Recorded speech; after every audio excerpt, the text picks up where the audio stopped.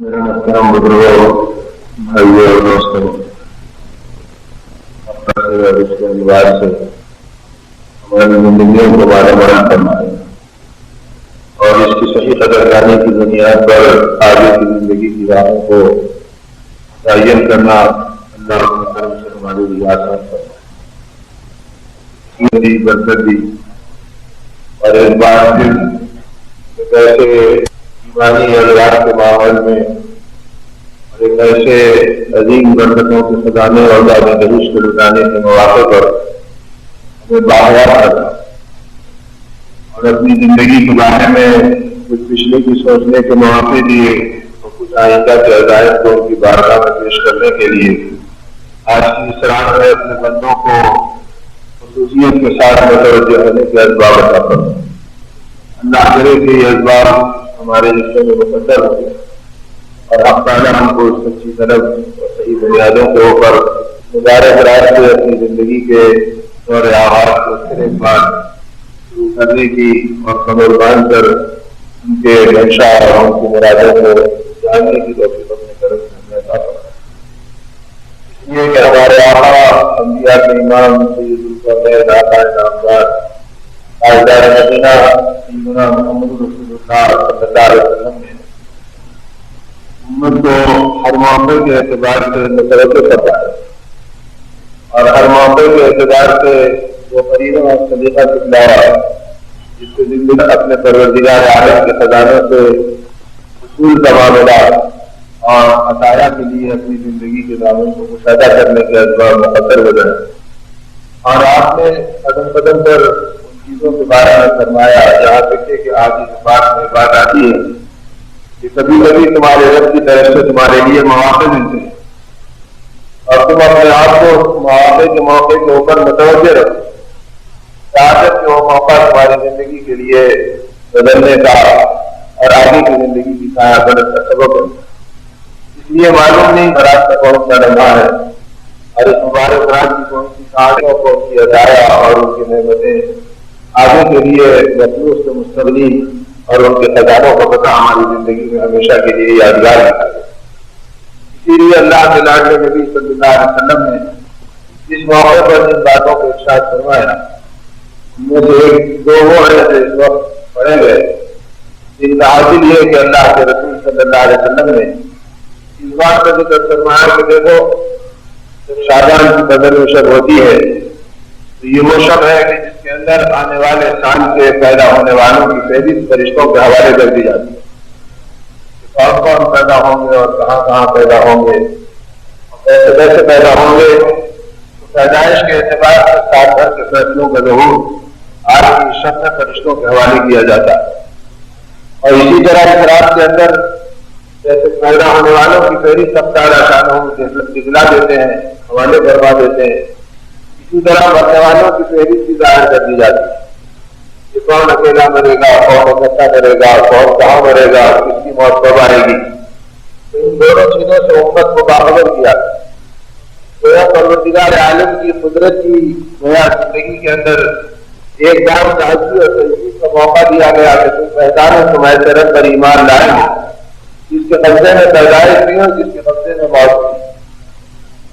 جب پیدائش اس کے قبضے میں اور موت اس کے قبضے میں ہے تو تم اس دھوکے میں مت رہو کہ پیدائش سے لے کے موت تک کے مسائل اس کے علاوہ کسی اور کے قبضے میں ہو سکتے ہیں۔ جیسے پیدائش اور موت اس کے قبضے میں ہے، پیدائش اور موت کے درمیان کے سارے مسائل بھی اسی کے قبضے اور اختیار میں، اور جب اس کے قبضے اور اختیار میں ہے تو پھر ایمان کا تقاضا اور معرفت کا راستہ اور اللہ کے غلامی اور بندگی کا تقاضا یہ ہے کہ اس کی مرضی پر جینے کا ڈھنگ سیکھو تاکہ وہ جو پیدائش کو اپنے قبضے میں رکھتا ہے اور موت کو اپنے اختیار میں رکھتا ہے وہ پیدائش اور موت کے درمیان کے تمام مسائل کو بھی اپنے اختیار میں رکھتا ہے۔ ایسے مت سمجھو کہ پیدائش کے بعد تم بے قابو ہو گئے، بے لگام ہو گئے، اب جو چاہے کرو، جہاں چاہے کرو، جیسے چاہے کرو اور یوں سوچے کہ بھائی اپنے مسائل کو میں حل کروں گا۔ جو آدمی اپنے مسائل کو ہاتھ حل کرنے کی بنیاد پہ چلتا ہے اللہ اس کے مسائل کو منتشر کر دیتا ہے۔ اس لیے کہ حمدان شانو کا جلال بڑھتا ہے، حالات کا بنانا میرے اختیار میں اور اتنے حالات کے بنانے کو اپنے قبضے میں رکھتا ہے تو میرے کام کو جب یہ کرنا چاہتا ہے تو میں اس کی زندگی کو بگاڑ کر رکھوں۔ زندگی انفرادی بگڑ رہی ہو، اجتماعی بگڑ رہی ہو، دو آدمیوں کے درمیان کوئی انتشار ہو یا عالمی دنیا میں کوئی انتشار ہو، یہ انتشار اپنے ان اعمال کا نتیجہ ہے جس میں ہماری اپنی زندگیاں چل رہی۔ اسی لیے آگے اس بات کو بھی فرمایا کہ فیہا ترفع اعمالہم وتنزل ارواحہم، کہ یہ وہ رات ہے جس میں تمہارے سال بھر کے اعمال اکٹھے تمہارے پروردگار عالم کی بارگاہ میں پہنچتے۔ وہ اللہ جو علام الغیوب ہے اور دلوں کے بھید جانتے ہیں اور ارادوں کے پیدا ہونے سے پہلے بندے کے ارادے سے واقف ہو جاتے ہیں، وہ ہم سارا شان ہمارے لیے متوجہ کرتے ہیں کہ دیکھو یہ وہ رات ہے جس میں تمہاری سال بھر کی زندگی ہمارے سامنے رہتی ہے، اور جیسے تمہارے اعمال ہوتے ہیں ویسے ہماری طرف سے حالات تمہاری طرف کرتے ہیں۔ لہٰذا اگر تم یہ چاہو کہ حالات تمہاری موافقت میں آ جائیں تو تم اعمال وہ بنا لو جو ہماری موافقت میں آ لیں گے، اگر تم ہماری موافقت میں چلو گے تو حالات تمہاری موافقت میں آئیں گے، اور تم اگر ہماری مخالفت میں چلو گے تو حالات تمہاری مخالفت میں آئیں گے۔ سیدھی سیدھی بات۔ اس لیے کہ وہ رات ہے کہ جس کے اندر اعمال کے احتساب کو موقع دیا گیا، اس لیے اس رات کو توبہ کی رات بتلائی گئی۔ یہ وہ رات ہے کہ جس کے اندر بندہ اپنی زندگیوں کے اعمال کا احتساب اور جائزہ ہے اور اپنی زندگی کے اندر کی ندامت کو پروردگار عالم کی بارگاہ میں پیش کرے، اور توبہ نام ہے رخ بدل لے۔ اور بہرحال اس طریقے ہے کہ وقتی طور پر کوئی جو گزرتا آ جائے اور کوئی اظہار توبہ کی حرکات ہو جائے اور پھر زندگی بارہ خون معاف جیسے دن آیا اپنی مرضی کے اوپر چلتی رہے تو اس کا نام توبہ نہیں۔ جسے اللہ نے معاف کرے توبہ کا مذاق ہو سکتا ہے، اس کے اوپر اللہ رب العزت کی رحمت کے بجائے اس کا غضب بھڑک سکتا ہے کہ اس نے ہمارے ساتھ بھی کھلونے کا معاملہ کیا تو اس کو کھلونا بنا کر رکھو، اس نے ہمارے ساتھ بھی نادانی کا معاملہ کیا جانتے بوجھتے کہ پھر اس کا انجام کیا بنے۔ یہ توبہ نام ہے رخ کو بدلنے کا۔ جو زندگی کا رخ میں اب تک اپنی مرضی پر چلایا، اب میں طے کرتا ہوں اپنی مرضی پہ نہیں، اب میں اللہ کی مرضی پہ چلوں۔ اسی لیے بندگی نام ہے اپنے آپ کو سپرد کر دینے اور اللہ کی ذات عالی کی عظمت کو، قدرت کو، کبریائی کو پہچان کر کے بے شک مولا آپ ایسے قدرت والے ہیں کہ آپ سے میرا بھگوان کتنا ہوا اور میں اکیلا کیا ساری کائنات زمین و آسمان کے نقشے۔ اسی لیے اللہ رب العزت کی بڑائی کو، اس کی کبریائی کو اللہ رب العزت نے خود قرآن پاک میں بیان فرمایا۔ پھر مزید بنائیے کہ آگے سے بات میں اللہ کے لاڈلے نبی انبیاء کے امام رحمت عالم حضرت محمد رسول اللہ صلی اللہ علیہ وسلم نے برت کھول کر بیان کیا، اور کن کے سامنے بیان کیا؟ جوانیوں کے سامنے بیان کیا اور شرابیوں کے سامنے بیان کیا، فاسقوں کے سامنے بیان کیا۔ نہیں، امت کے ایمان کا وہ اعلیٰ ترین طبقہ جن سے بڑھ کر ایمان کے مرتبے پر قیامت تک کوئی نہیں پہنچ سکتا، وہ صحابہ کرام رضوان اللہ علیہم اجمعین کا وہ مبارک طبقہ جن کے بارے میں اللہ نے اپنے پاک کلام میں رضی اللہ عنہ و رضوان کا اعلان فرمایا۔ اب ان سے راضی ہو گئے اور یہ ہم سے راضی ہو گئے۔ ایسے رضا بالقضا کے جذبے سے چلنے والے صحابہ میں بار بار اس دنیا کی حقیقت، اس کی خباثت، اس کی ضرورت، اس کی ساری مکاریت، ان چیزوں کی وضاحت کی اور اللہ رب العزت کی بڑائی کو، ان کی قدرت کو، ان کی کبریائی کو قدم بقدم اللہ کے رسول صلی اللہ علیہ وسلم پہنچتے رہے، یہاں تک کہ ان باتوں کو صاف فرما دیا کہ آج کے بات کے خلاصے میں سارے مضامین ملتے ہیں۔ یہ ساری کائنات، زمین بھی، آسمان بھی، چاند بھی، سورج بھی، ستارے بھی، سیارے بھی، فضائیں بھی اور طاقتیں بھی، شان و شوکت بھی، زر ورف بھی، ملک ممال بھی، حسن و جمال بھی، آب و بہار بھی اور ہیرے و جواہر بھی، جتنی چیزیں اس کائنات کے اندر ہیں، ان ساری کائنات کی چیزوں کو اور ساری کائنات کی اشیاء کو، ان سب کو اگر جمع کر دیا جائے تو اللہ کے نبی صلی اللہ علیہ وسلم کے فرمان کا خلاصہ یہ ہے کہ تمہارے رب کی طاقت کے مقابلے میں اس کی بنائی ہوئی یہ چیز اتنی ہلکی، اتنی پھلکی، اتنی بے اعتبار، اتنی بے قیمت ہے کہ اللہ شانہ نے اس پوری کائنات کو ایک مچھر کے پر کے برابر کی مقام عطا فرمایا۔ مچھر کے پر کی حیثیت کسی دانا اور کسی دانشور اور کسی سمجھدار دماغ کو چھوڑ سکتی ہے۔ اب اس مچھر کے پر میں ساری حکومتیں آ گئی، سارے خزانے آ گئے، ساری طاقتیں آ گئی، ساری تدبیریں آ گئی، سارے سیاح کے مالک آ گئے اور سارے اسی میں پلان بنانے والے فہم اور دماغ اس کے اندر آ گئے اور ان کے اسباب و تدبیریں آ گئی، اور اللہ کے نبی صلی اللہ علیہ وسلم نے فرمان کا خلاصہ ہے کہ ان سب کو بحیثیت مجموعی حیثیت اور مجموعی قیمت اب تعالیٰ شانوں کی نگاہ میں ایک مچھر کے پر کے برابر میں نہیں ہے. اور پھر آگے مزید فرمایا اگر اتنی حیثیت اللہ اس کو دے دیتے تو اس دنیا میں ایک نافرمان کو ایک گھونٹ پانی کا بھی عطا نہیں فرمائے، کیونکہ یہ بے حیثیت اور بے اعتبار اور بے قیمت ہے. لہٰذا اس کی جب کوئی حیثیت نہیں تو اس کے اندر اللہ رب العزت نے حرکت و نافرت کو اپنے داؤ پیش کی مہلت دے رکھے. چاہے تم صحیح سے کرو تم غلط سے کرو، تم کو وہ ملے گا تو ہم نے طے کر رکھا ہے. فرق یہ ہے کہ اگر تم صحیح بنیادوں پہ کرے گے تو ہماری رضا کے ساتھ ملے گا، اور غلط بنیادوں پہ کریں گے تو ہمارے مدد کے ساتھ ملے گا. سیدنا علی رضی اللہ تعالیٰ نے فرماتے ہیں کہ ایک سائل آیا ہمارے گھر پہنچا اور اس نے آواز بجائی، اے نبی کے گھر والوں میں پریشان حال ہوں، حاضر مند ہوں، میرے ساتھ کوئی مدد کا امداد کا معاملہ کر. آپ نے حضرت فاطمہ رضی اللہ تعالیٰ عنہ سے پوچھا کہ ہے کوئی چیز گھر میں دینے کی جس سے اس کی عادت اور اس کا تعاون کیا جائے؟ آپ کے فرمایا ہمارے گھر ساتھ ہمارا استقبال کر رہے ہیں، کوئی چیز تو ہے نہیں جو اس وقت سے دی جا سکے. فرمایا بڑی بےقرار آواز لگا رہا ادھر ادھر دیکھ لو، شاید کوئی بڑی جڑی کوئی چیز ہو تو خبر اس کے کام آ جائے. بے شک کھانے پینے کا وہ سامان تو ہے نہیں اس وقت. حضرت فرماتے ہیں میں ادھر ادھر ٹٹولا ڈھونڈا تو بستر کے کھال کے نیچے سے ایک دو درہم نکل گئے. میں نے اور ادھر ادھر تلاش کیا تو چکی کے باتوں کے ہاں ایک درہم پڑا ہوا مل گیا. اس طرح کمرے میں ادھر ادھر ڈھونڈنے پہ 6 درہم جمع ہو گئے تو میں اسے لے کر باہر نکلا کہ اس سائل کو دے دوں کہ اللہ کے نام پر ہمارے گھر پر سواری بن کر کھڑا ہے. نبی کے گھرانوں میں کسی گھر کی شان کے خلاف تھا کہ کچھ کو اس کو عطا نہ کیا جائے.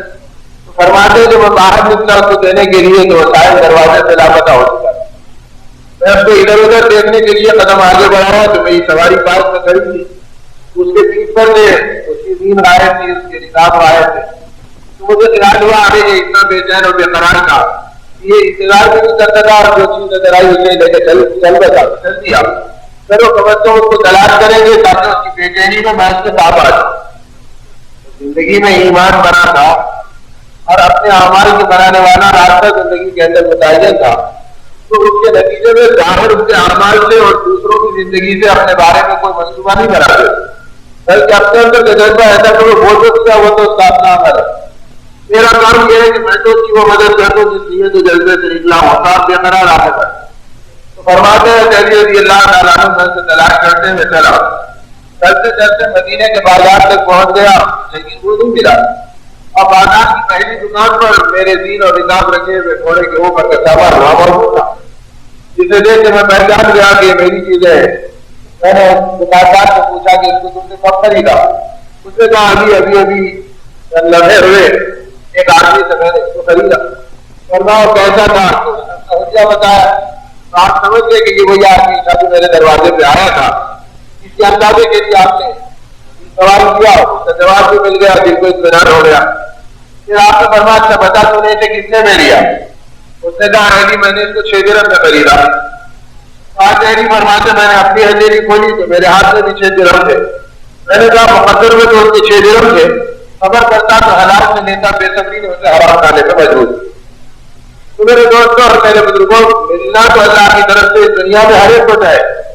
نمازی کو بھی طے ہے، جیب قدرے کو بھی طے ہے، جوتا اٹھانے والے کو بھی طے ہے، مخلوق کی خدمت کرنے والے کو بھی طے ہے. ہر ایک کو اللہ دیتے ہیں. یہاں پر انہوں نے اپنا نظام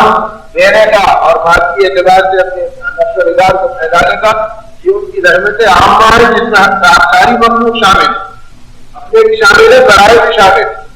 اسی لیے دنیا کا گھٹنا اور بڑھنا اس کا تعلق تقوی سے ہے، نہ اس کا تعلق اللہ کی رضامندی سے ہے، نہ اس کا تعلق آدمی کے قرب خداوندی کی کسی علامت سے ہے. اس کو اللہ نے معیار نہیں بنا. اگر معیار بنتا تو قارون مقدم بارگاہ بن جاتا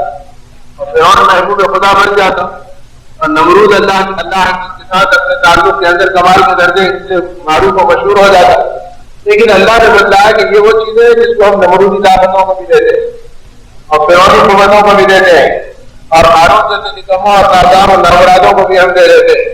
اس لیے کہ اس کی ہمارے پاس کوئی حیثیت نہیں جس کا بنٹوارا ہم نے ہر ایک کے لیے رکھا. اب ہماری نسبت کے اوپر آتا ہے اور ہم سے راضی ہو کر معاملہ کرتا ہے تو پھر ہم اس کی زندگی کے ان چیزوں کے اندر بھی اپنی مدد کو اور اپنی رحمت کو شامل حال بناتے ہیں. تو یہ ساری چیزوں کا چونکہ اللہ کے ہاں وہ مقام نہیں ہے، یہ ساری چیزیں ایک مقصد کے برابر حیثیت نہیں رکھتی. تو اب تعالیٰ شانوں نے اس کو عام کر دیا اور مہلت دے دی. زندگی میں اگر وہ مہلت نہیں دیتے تو اعمال کا وہ سکہ جس کے لیے کسی رات میں، کسی دن میں، کسی مہینے میں، کسی ایام میں، کسی اوقات میں تعالیٰ اپنے بندوں کو متوجہ ہونے کے لیے جو مواقع دے رہے ہیں ان مواقع کی ضرورت نہیں تھی. ایک آدمی اپنی منشا میں زندگی گزار دیتا اور دنیا میں اگر اللہ کی طرف سے مہلت نہیں ہوتی اور ادھر عمل ہوا اور ادھر کھٹاکٹ معاملہ ہو گیا تو پھر اس دنیا میں نہ نبی کو آنے کی ضرورت تھی، نہ دین کے بتانے کی ضرورت تھی، نہ آخرت کو سمجھانے کی ضرورت تھی، نہ مقصد زندگی کے لیے آدمی کو محنت کرنے کی ضرورت تھی. یہ انسان خود بخود مقصد زندگی پہ چلتا ہے. اگر نگاہ غلط پڑی اور اس کی آنکھوں کی روشنی کو چھین لیا جائے اور نابینا بنا دیا جائے تو کوئی آدمی دنیا کے اندر بدنگاہی میں مبتلا ہی نہیں ہوتا. وہ کرے کھاتا، سر ٹکراتا، لیکن گردن اٹھا کے چلنے کی طاقت نہیں رکھتا. کہ اگر ایک مرتبہ ہماری نگاہ پھر گئی تو پھر ہمیشہ کے لیے پھر گئی. ارے بھائی اس سے بہتر یہ ہے کہ اپنی آنکھوں کو پٹی باندھ کے چلو، لیکن نگاہوں کو بچاؤ، کیونکہ اللہ نے مہلت دے رکھی. اس لیے اس دنیا کے اندر حق ہے کہ چاہے تو ان نگاہوں کو تم اپنی نبی کی مبارک اور ایمان کی قربانی سے والی زندگی کو دیکھ لو، یا ان آنکھوں سے تم کھلنوں کو دیکھ لو، کھلاڑی کو دیکھ لو، بے حیاؤں کو دیکھ لو، رقاصاؤں کو دیکھ لو اور اپنے آنکھوں کے ایمان کے نور سے پانی کو مار دو. اس سے اختیار تمہیں دیا گیا ہے کہ فیصلہ تمہاری موت پر. ہر دنیا میں جب بدعملی اور بے عملی کا دورہ بڑھتا ہے تو پھر اللہ لگام لگانے کے لیے دنیا میں بھی پکڑ کرنے کے اسباب کا اعلان کرتا ہے، لیکن مہلت ضرور دیتے ہیں. پھر تو بھی اللہ نے مہلت. اگر آپ نماز اذان ہو جائے اور یہ قدم مسجد کے خلاف اٹھ جائے اور گھر کے لیے، بازار کے لیے، اپنی ساتھوں کے لیے بڑھ جائے اور پیر سے شر ہو جائے تو دنیا میں کوئی بے نمازی ہونے کا سوال نہیں تھا. جیسے بارات کی شب میں، قدر کی رات میں، رمضان کے ایام میں ہماری مسجدیں اپنی تنگی دامہ کا اظہار کرتے رہتی ہے. یہ حالت 5 نمازوں میں اس سے زیادہ ہو جاتی ہے. لیکن کیونکہ اللہ نے مہلت دی کہ بھئی ہم نے تمہیں اختیار کیا، اگر تم ہمیں واقعی رب مانتے ہو تو اپنی بندگی کا ثبوت دو، اپنے آپ کی سپردگی کا اعلان کرو کہ واقعی ہم اللہ آپ کے سپرد ہیں اور آپ کی مرضی کے اوپر کرتے ہیں. یہ کسی نے فرمایا کہ ایک بزرگ جا رہے تھے اور وہ دور غلاموں کا، خادموں کا دور تھا. انہوں نے کسی کو حاصل کر لیا، وہ یہاں کا وزیر ہے. اب پیار کروانے لگے. میں نے اس سے پوچھا بتا تو کیا کھائے گا؟ اس نے کہا آقا جو آپ کھلا دیں وہ کھا دوں گا. اور میں اچھا تو پھر تو کیا سوئے گا کہاں؟ آپ مجھ سے پوچھتے ہیں کہ کہاں سوئے گا؟ جہاں آپ سلا دو گے میں وہیں پر سو جاؤں گا. اس نے پوچھا آقا نے کہتے تیرا نام کیا ہے؟ میرا نام اسلام سے آپ پکارو وہی میرا نام ہے. اس نے کہا کہ عجیب ہے کہ نہ اپنا نام بدلاتا، نہ اپنی رضا بدلاتا، نہ اپنے اور کسی جذبے کا اظہار کرتا. اس نے کہا حضور اگر اپنی مرضی پہ چلنا ہوتا تو میں غلام نہیں بنتا بلکہ آقا ہو جاتا. غلامی کا تقاضا یہ ہے کہ میں آقا کے حوالے ہوں، جو اس کی مرضی ہے مجھے اس کی اطاعت پر تابع داری کرنی. تو جب بندہ بندے کی مرضی کے اندر اتنا احساس رکھتا ہو تو بندے کو اپنے پروردگار عالم حقیقی آقا کی تابع داری کا کہتا راستہ اختیار کرنا چاہیے. تو بندگی اور سپردگی کے لیے یہ مبارک ایام اور لمحات لا کر اللہ کے نبی صلی اللہ علیہ وسلم نے اللہ کی طرف سے یہ بات بتلائی کہ دیکھو یہ وہ رات ہے جس کے اندر پیدا ہونے والے اور مرنے والوں کی فہرست پیش کی جاتی ہے تاکہ تم آگے اور باخبر ہو جاؤ کہ تم سے اس منصوبے میں لگے ہیں کہ میری ایک کوٹھی کے 2 کوٹھی ہو جائے اور میرے 1 منزلہ کا 2 منزلہ ہو جائے اور میرے تھوڑے کے زیادہ ہو جائے اور 1000 کے لاکھ ہو جائے اور لاکھ کے کروڑ ہو جائے اور تجھے کچھ خبر بھی نہیں ہے کہ یہ ہونے سے پہلے تیری موت ہو جائے گی تو پھر تیری آخرت کا کیا ہو. اپنی موت کو سامنے رکھ کر اپنی زندگی کو گزارو اس لیے کہ یہ وہ رات ہے جس میں زندگی کے جن کے پتے بڑھ رہے ہیں ان کا اعلان ملائکہ کے درمیان ہو رہا. اور یہ ناکام انسان کو خود پتا نہیں کہ میرا شمار جینے والوں میں ہے یا مرنے والوں.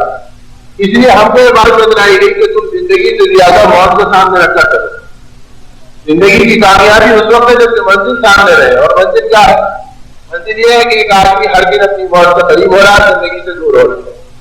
ہر دن یہ اپنی دنیا سے آگے بڑھ رہا ہے اور اپنے قبر سے قریب ہو رہا ہے. اب سمجھداری کا راستہ یہ ہے کہ جس سے قریب ہو رہا ہے وہاں کی تیاری کرے اور جس کو چھوڑ رہا ہے جو چھوٹنے والی ہے ان چیزوں کو جمع کر کے کیا کرے گا؟ جب چھوٹے گی یہ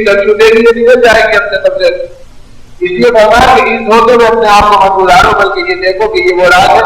جس میں تم اپنی پیدائش پر اپنے رب کے ملنے والے انعام کا حق ادا کرنے کے لیے متوجہ ہو اور سوچو کہ مولا آپ نے مجھے پیدا کیا. پیدا جب آپ کر رہے ہیں اور ہر ایک کی پیدائش آپ کے قبضے مدرسے میں تو آپ چاہتے ہیں بندہ بناتے، بلی بناتے، جانور بناتے، آپ نے ان سب سے نکال کر مجھے انسان بنایا، مسلمان بنایا اور سیدنا محمد رسول اللہ صلی اللہ علیہ وسلم کو امتی بنایا اور اتنے بڑے انعامات آپ نے مجھ پر فرمائے۔ اے مولا، میں آپ کی انعام کا جو ولادت سے پہلے سے آپ نے شروع فرمایا اور ولادت سے ظاہر فرمایا اور میرے لیے اس ماحول کو مقدر فرمایا، ایسا مجھے اس سے صحیح طور کے اوپر قدردان کرا۔ اب آج بھی دیکھیں کہ بھائی ان گھرانوں میں پیدا ہونے والے کی سوچ کیا ہو، ان گھرانوں میں پیدا ہونے والے کی فکر کیا ہو، ان گھرانوں میں رہنے والوں کی نظر کیا ہو۔ اب ہر چیز کو آدمی اور اب ہوا کہ دنیا کی محنتیں اور خواہشات کی لوٹ سے اور دنیا کی چھوٹ سے اور زبان کے چٹانے اور چٹانے پر سے ہم کو اتنا نکما بنا دیا کہ ہم کو اپنی ذمہ داری اور حیثیت سے پہچاننے کا مطلب کیا ہو۔ ہم اپنی یہ حیثیت پہچانتے ہیں کہ ہم دکاندار ہیں، ہم مکاندار ہیں، ہم عہدیدار ہے اور ہم خدا ہے اور ہم یہ ہے، لیکن یہ حیثیت کہ ہم اللہ کے بندے ہیں اور محمد رسول اللہ کی امتی ہے اور ہماری ایک زندگی ہے اور ہماری ایک موت پر آنے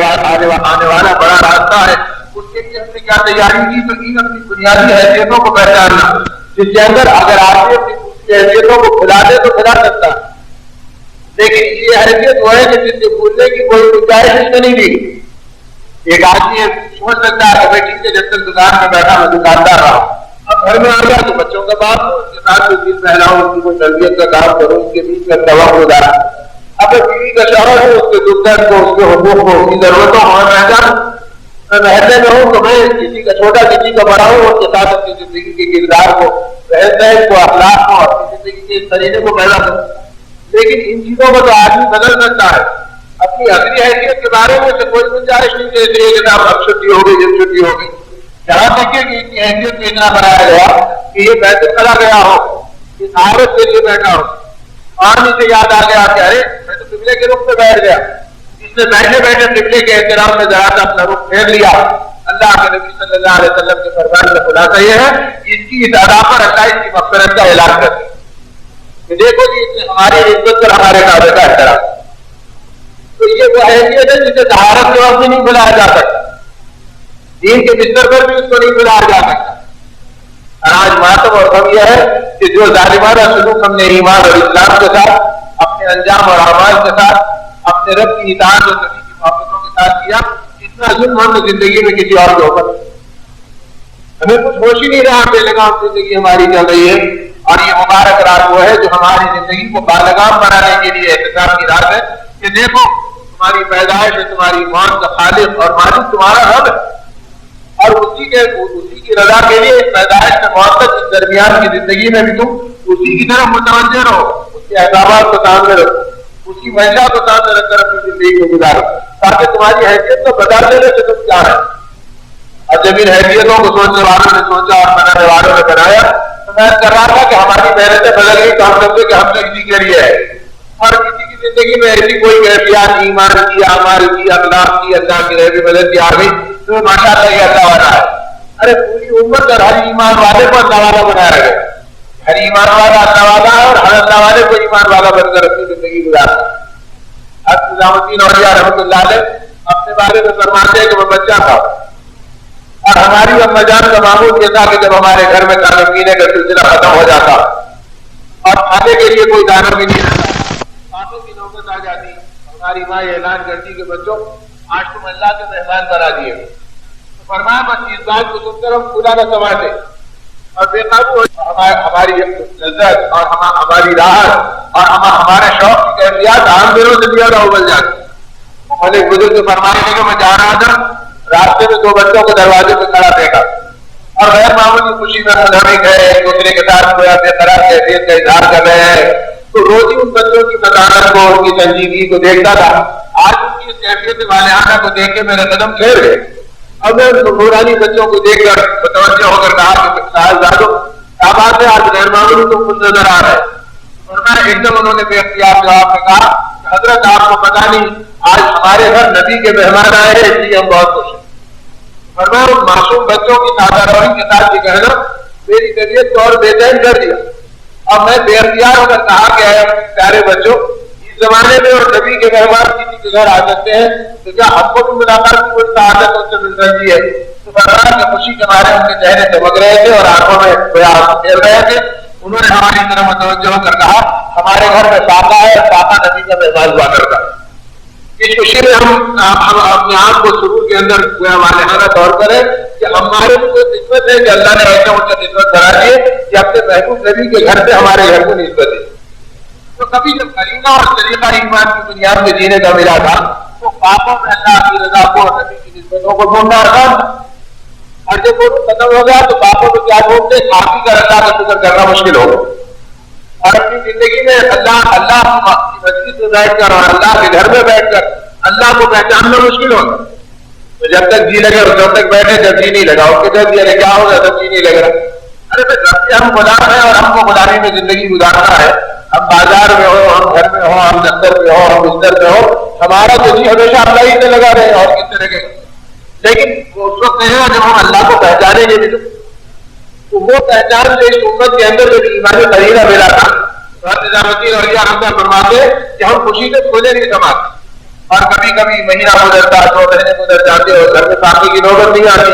تو طبیعت بے چین ہوتی, جاننا اتنی لمبی مدت گزر اور پاپے کا موقع نہیں آیا, آپ کے مہمان بننے کی اتنی خوشخبری نہیں ملی. تو فرمایا 2 رکعت صلاۃ الحاجت پڑھ کر میں چھوٹا بچہ اپنے گھر کے کونوں میں روتا تھا بیٹھ کر ہاتھ اٹھا کر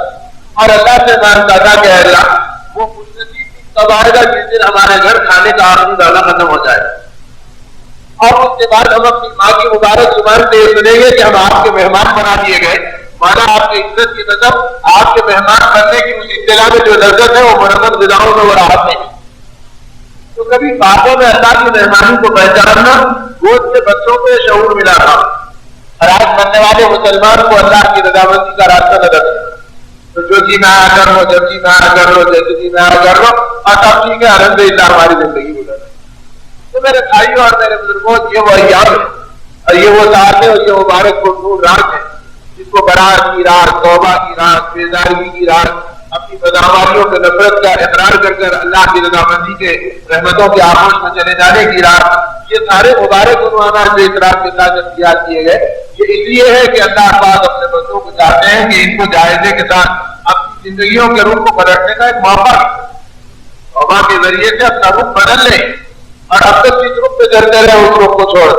دکان کے رخ پر چلے, مکان کے رخ پر چلے, راحتوں کے رخ پہ چلے, چاہتوں کے رخ پہ چلے. ارے تو حیوانی جذبات کی چیزیں اس رخ پہ چلنے کے لیے یہ امت نہیں پیدا ہے. اس امت کو تو اللہ کی رضامندی کے لیے اور ایمان کے پیغام کے لیے اور نبی کی اتباع کے رخ پر چلانے کے لیے پیدا کیا گیا کہ تم کو اپنے نبی کے متبع بن کر اپنی زندگی کو گزارو. تمہاری زندگی کے حالات میں تمہارے رب کی پکار ہو, تمہارے نبی کی چاہت اور نبی کے فرمان کی مطابق ہو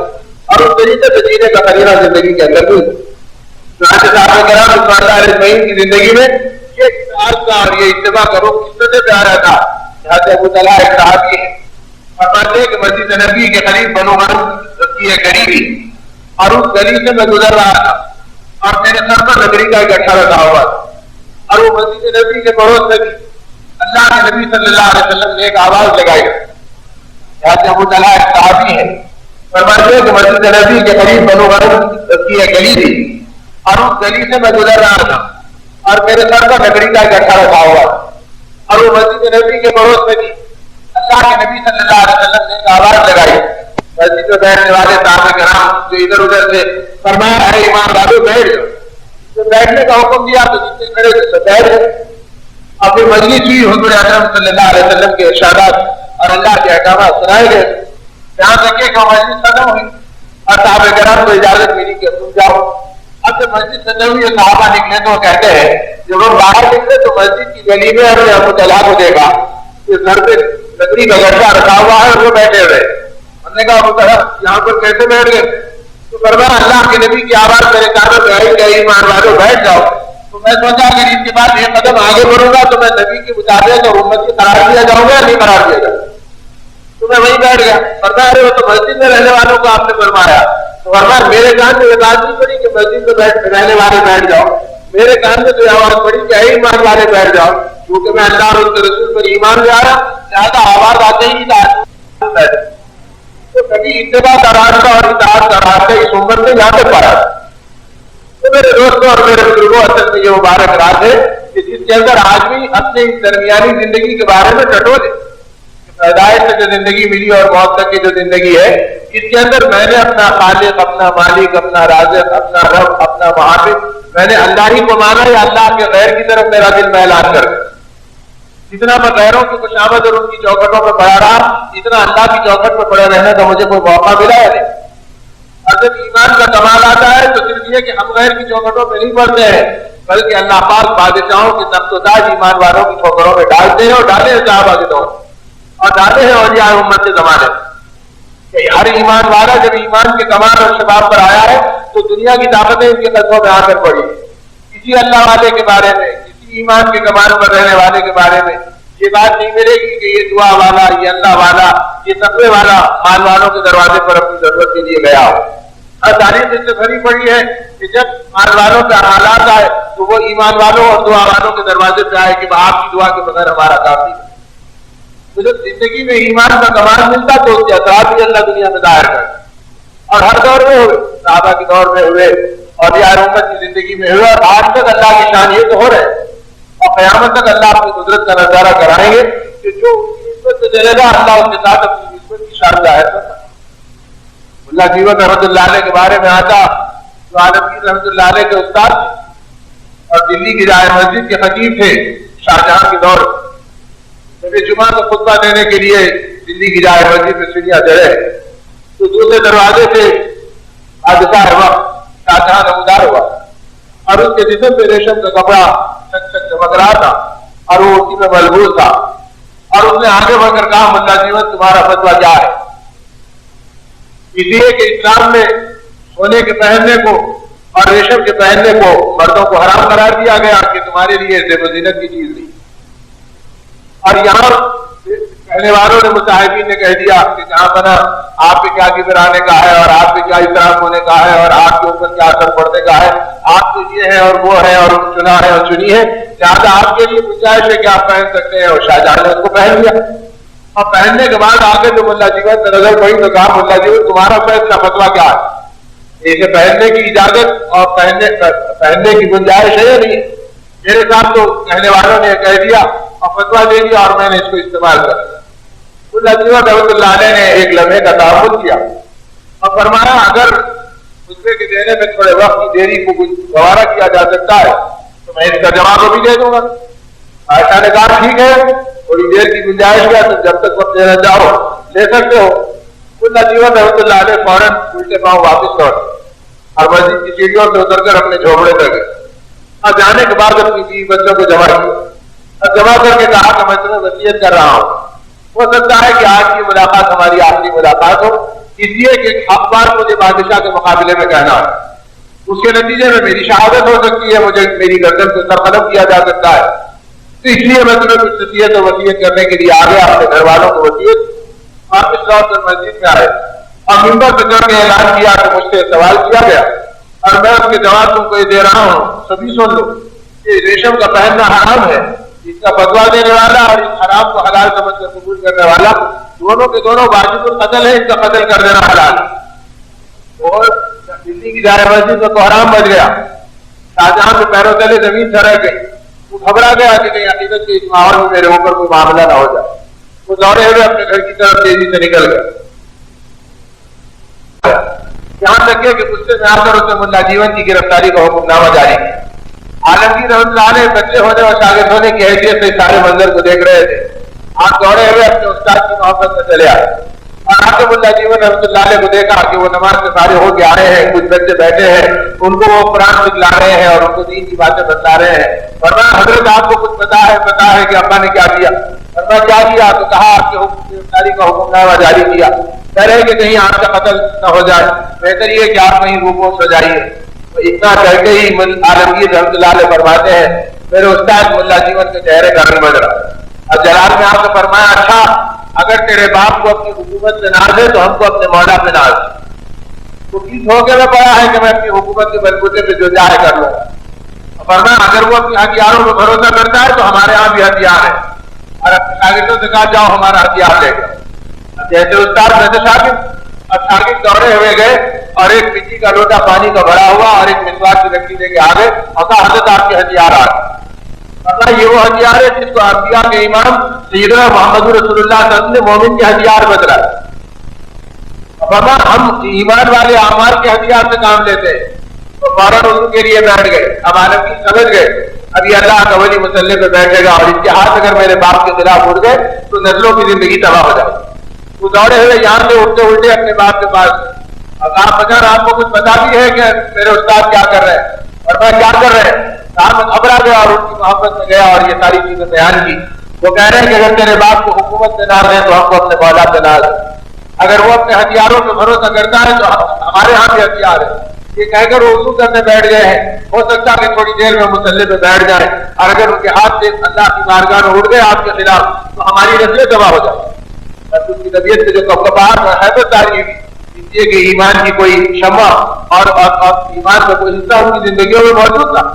ایسے نہیں تھا کہ وہ اس سے بالکل خالی ہو چکے تھے. نتیجہ یہ ہوا کہ تاریخ شاہد ہے کہ شاہجہاں زندگی میں ایک بار ننگے پیر اپنے مکان سے اور اپنے محل سے دوڑا ہوا ملا جیون انصاری کے جھوپڑے میں پہنچا ہے اور ان کے گھٹنے پکڑ کے کہا حضرت مجھ سے قصور ہو گیا اللہ کے لیے میرے کو شمار ہو. تو میرے دوستوں اور میرے بزرگوں جب اللہ کا تعلق ملتا ہے تو اللہ اپنے تعلق کا ظہور اس دنیا میں بھی فرماتے اور اس زندگی میں بھی ظاہر فرماتے. اور آج تک یہ ہو رہا ہے. اللہ وہ آنکھیں دے جس سے ہم دیکھ سکیں. اور قیامت تک یہ ہوتا رہے گا اور جب یہ نہیں ہونا رہے گا کائنات کا یہ سارا کارخانہ قدرت خدا آپ کی قدرت سے ختم کروا دے. اس لیے ایک حدیث پاک میں آتا کہ جب ایک اللہ کہنے والا اور ہمارا نام لینے والا باقی نہیں رہے گا تو ہم یہ اعلان کر دیں گے کہ اے دنیا جب تیرے اندر ہماری نسبت باقی نہیں رہی تو تیرے بھی باقی رہنے کی ضرورت نہیں. اور اسرافیل کو حکم ہوگا توڑ پھوڑ دو اور زمین و آسمان کے نقشے توڑ دو اور کائنات کے انتظام کو ختم کر دو. اس کی بقا تو ان کے نام سے اور ان کے کام سے اور ان کی نسبت سے. اور جب تک یہ رہے گا اس وقت تک کائنات باقی رہے گی. اس کے علاوہ کی چیزوں کو انہوں نے بقا کی بنیاد نہیں بنائی بلکہ یہ ساری چیزیں تو امتحان کے طور پر دی گئی کہ آیا ان شکلوں کے اندر تم کیا کرتے ہو. تم اپنے رب سے بدگمان ہوتے ہو, تم اپنے حالات کے اتار چڑھاؤ میں چلتے ہو یا تم اپنے رب کی مرضی کو پہچان کر اپنی زندگی چلاتے ہو. تو اس لیے میرے دوستوں اور میرے بزرگوں اللہ کرے کہ اس رات میں ہم اپنی زندگی کو ٹٹولیں کہ ہم نے اپنی خوشی میں اپنے غم میں اپنی راحتوں میں اپنی تکلیفوں میں ہم نے اپنے مولا کو کتنا پہچانا اور مولا سے بچھڑ کر ہم غیروں کی چوکھٹوں پر اور دوسروں کناروں میں اور مخلوق کے باطل تذکروں میں اپنی زندگی کو کتنا گزارا. اتنے ہمارے قلوب سیاہ ہو گئے اور ہمارے سینے خالی ہو گئے ایمان کی برکتوں سے. اس کے نتیجے میں ایمان کی برکتوں سے سینے خالی ہونے کی وجہ سے نہ ایمان کی طاقت سمجھ میں آ رہی, نہ اعمال کی برکتیں سمجھ میں آ رہی, نہ زندگی کا مقصود سمجھ میں آ رہی. کو ڈٹو صرف بڑا سیاح صرف ہو اعمال ہو. دیکھو یہ وہ رات ہے جس میں تمہارے سال بھر کے اعمال تمہارے رب کی بارگاہ میں جا رہے ہیں. اب ہر آدمی دیکھے کہ کچھ اعمال تو وہ ہیں جن کو ہم اعمال قرار دیتے ہیں. نماز ہے, عمل ہے, روزہ ہے, عمل ہے, زکات ہے, عمل ہے, حج ہے, عمل ہے, لیکن اس کے علاوہ حیا ہے, بے حیائی ہے, ان کو ہم اعمال میں گننے کی طرح تیار ہیں. ظلم ہے اور انصاف ہے, اس کو ہم اعمال میں گننے کی طرح تیار ہیں. ہمدردی ہے اور بے حسی اور بے دردی ہے, اس کو ہم اعمال میں گننے کی طرح تیار ہیں. اور زندگی اس رخ سے چل رہی ہے کہ ان چیزوں کو سوچنے کا کوئی موقع ہے. اور جنہوں نے اپنے اعمال کا احتساب کیا وہ اپنی انتہا کو پہنچ گئے. جنید بغدادی رحمۃ اللہ علیہ کے بارے میں آتا کہ آپ راستے سے جا رہے تھے اور راستہ کھیتوں کے درمیان کا بڑھیا راستہ تھا جو ایک چھوٹی پتلی مڈیر کی طرح ہوتا.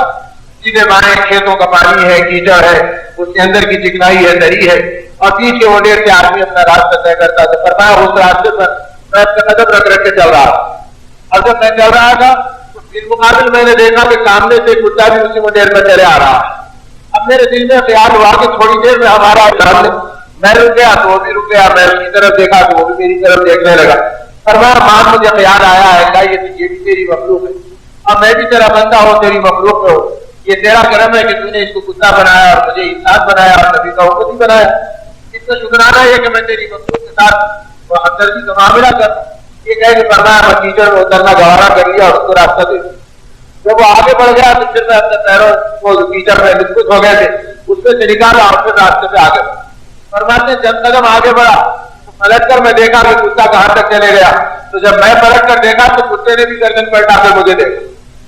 جنید بغدادی رحمۃ اللہ فرماتے جب وہ میری طرف دیکھا تو مانو میرے اوپر یہ بات دلخواہ ہوئی حق تعالیٰ شانوں کی طرف سے, اے جنید ہمارا گرم ہو گیا کہ تم نے ہماری مخلوق کے ساتھ اپنی زندگی کا توازن کر کے ہماری قدرت کو پہچان لیا. اگر آج تم نافرمانی کرتے تو ولایت کے دفتر سے تمہارا نام نکال دیا جاتا. تو میرے بھائیوں اور میرے بزرگوں, ولایت کی چوٹی پہ پہنچ کر کتوں کے ساتھ ہمدردی کا جذبہ, اور اب بھی ایک ایمان والے جو سگے بھائی کو پہچاننے کے لیے تیار نہیں, بیوہ بہن کے حقوق ادا کرنے کے لیے تیار نہیں, پڑوسی کو راحت پہنچانے کے لیے ہم آمادہ نہیں ہیں. تو آج بھی سوچے کہ ان اعمال کو غور کر کے سوچے. سال بھر کی یہ زندگی آج بارگاہ خداوندی کے دفتر میں رکھی ہے اور اس پر اللہ رہے تو ہمارا بیج بھی باقی نہیں رہ سکتا. ہماری پکڑ ہونا, ہمارے لیے کوئی کھینچ ہونا تو آگے کی بات ہے, ہمارا بیج بھی باقی نہیں رہ سکتا. یہ کرم ہے ان کا کہ انہوں نے اپنے عدل پر اپنے فضل کو غالب کر رکھا, جس کے نتیجے میں وہ اپنی فضل سے اور اپنے رحمت خداوندی سے وہ اپنے بندوں کے اوپر ہر عمل پہ گرفت نہیں فرماتے بلکہ درگزر کرنے کا معاملہ فرماتے. ورنہ اگر وہ عدل کے اوپر آ جائے تو سانس لینا مشکل ہو جائے. تو میرے دوستوں اور میرے بزرگوں, یہ وہ رات ہے جس میں آدمی اپنے اعمال کو ٹٹولے کہ اللہ میں نے کتنی راتیں غفلتوں میں گزار دی, کتنے دن میرے بے دینی میں گزر گئے, کتنے اوقات میرے آپ کو اور آخرت کو بھول کر گزر گئے, اور کتنی زندگی کا حصہ میرا میرے نبی کی فکروں کو, ان کے غم کو, ان کی ارمانوں کو پہچانے بغیر گزر گئے.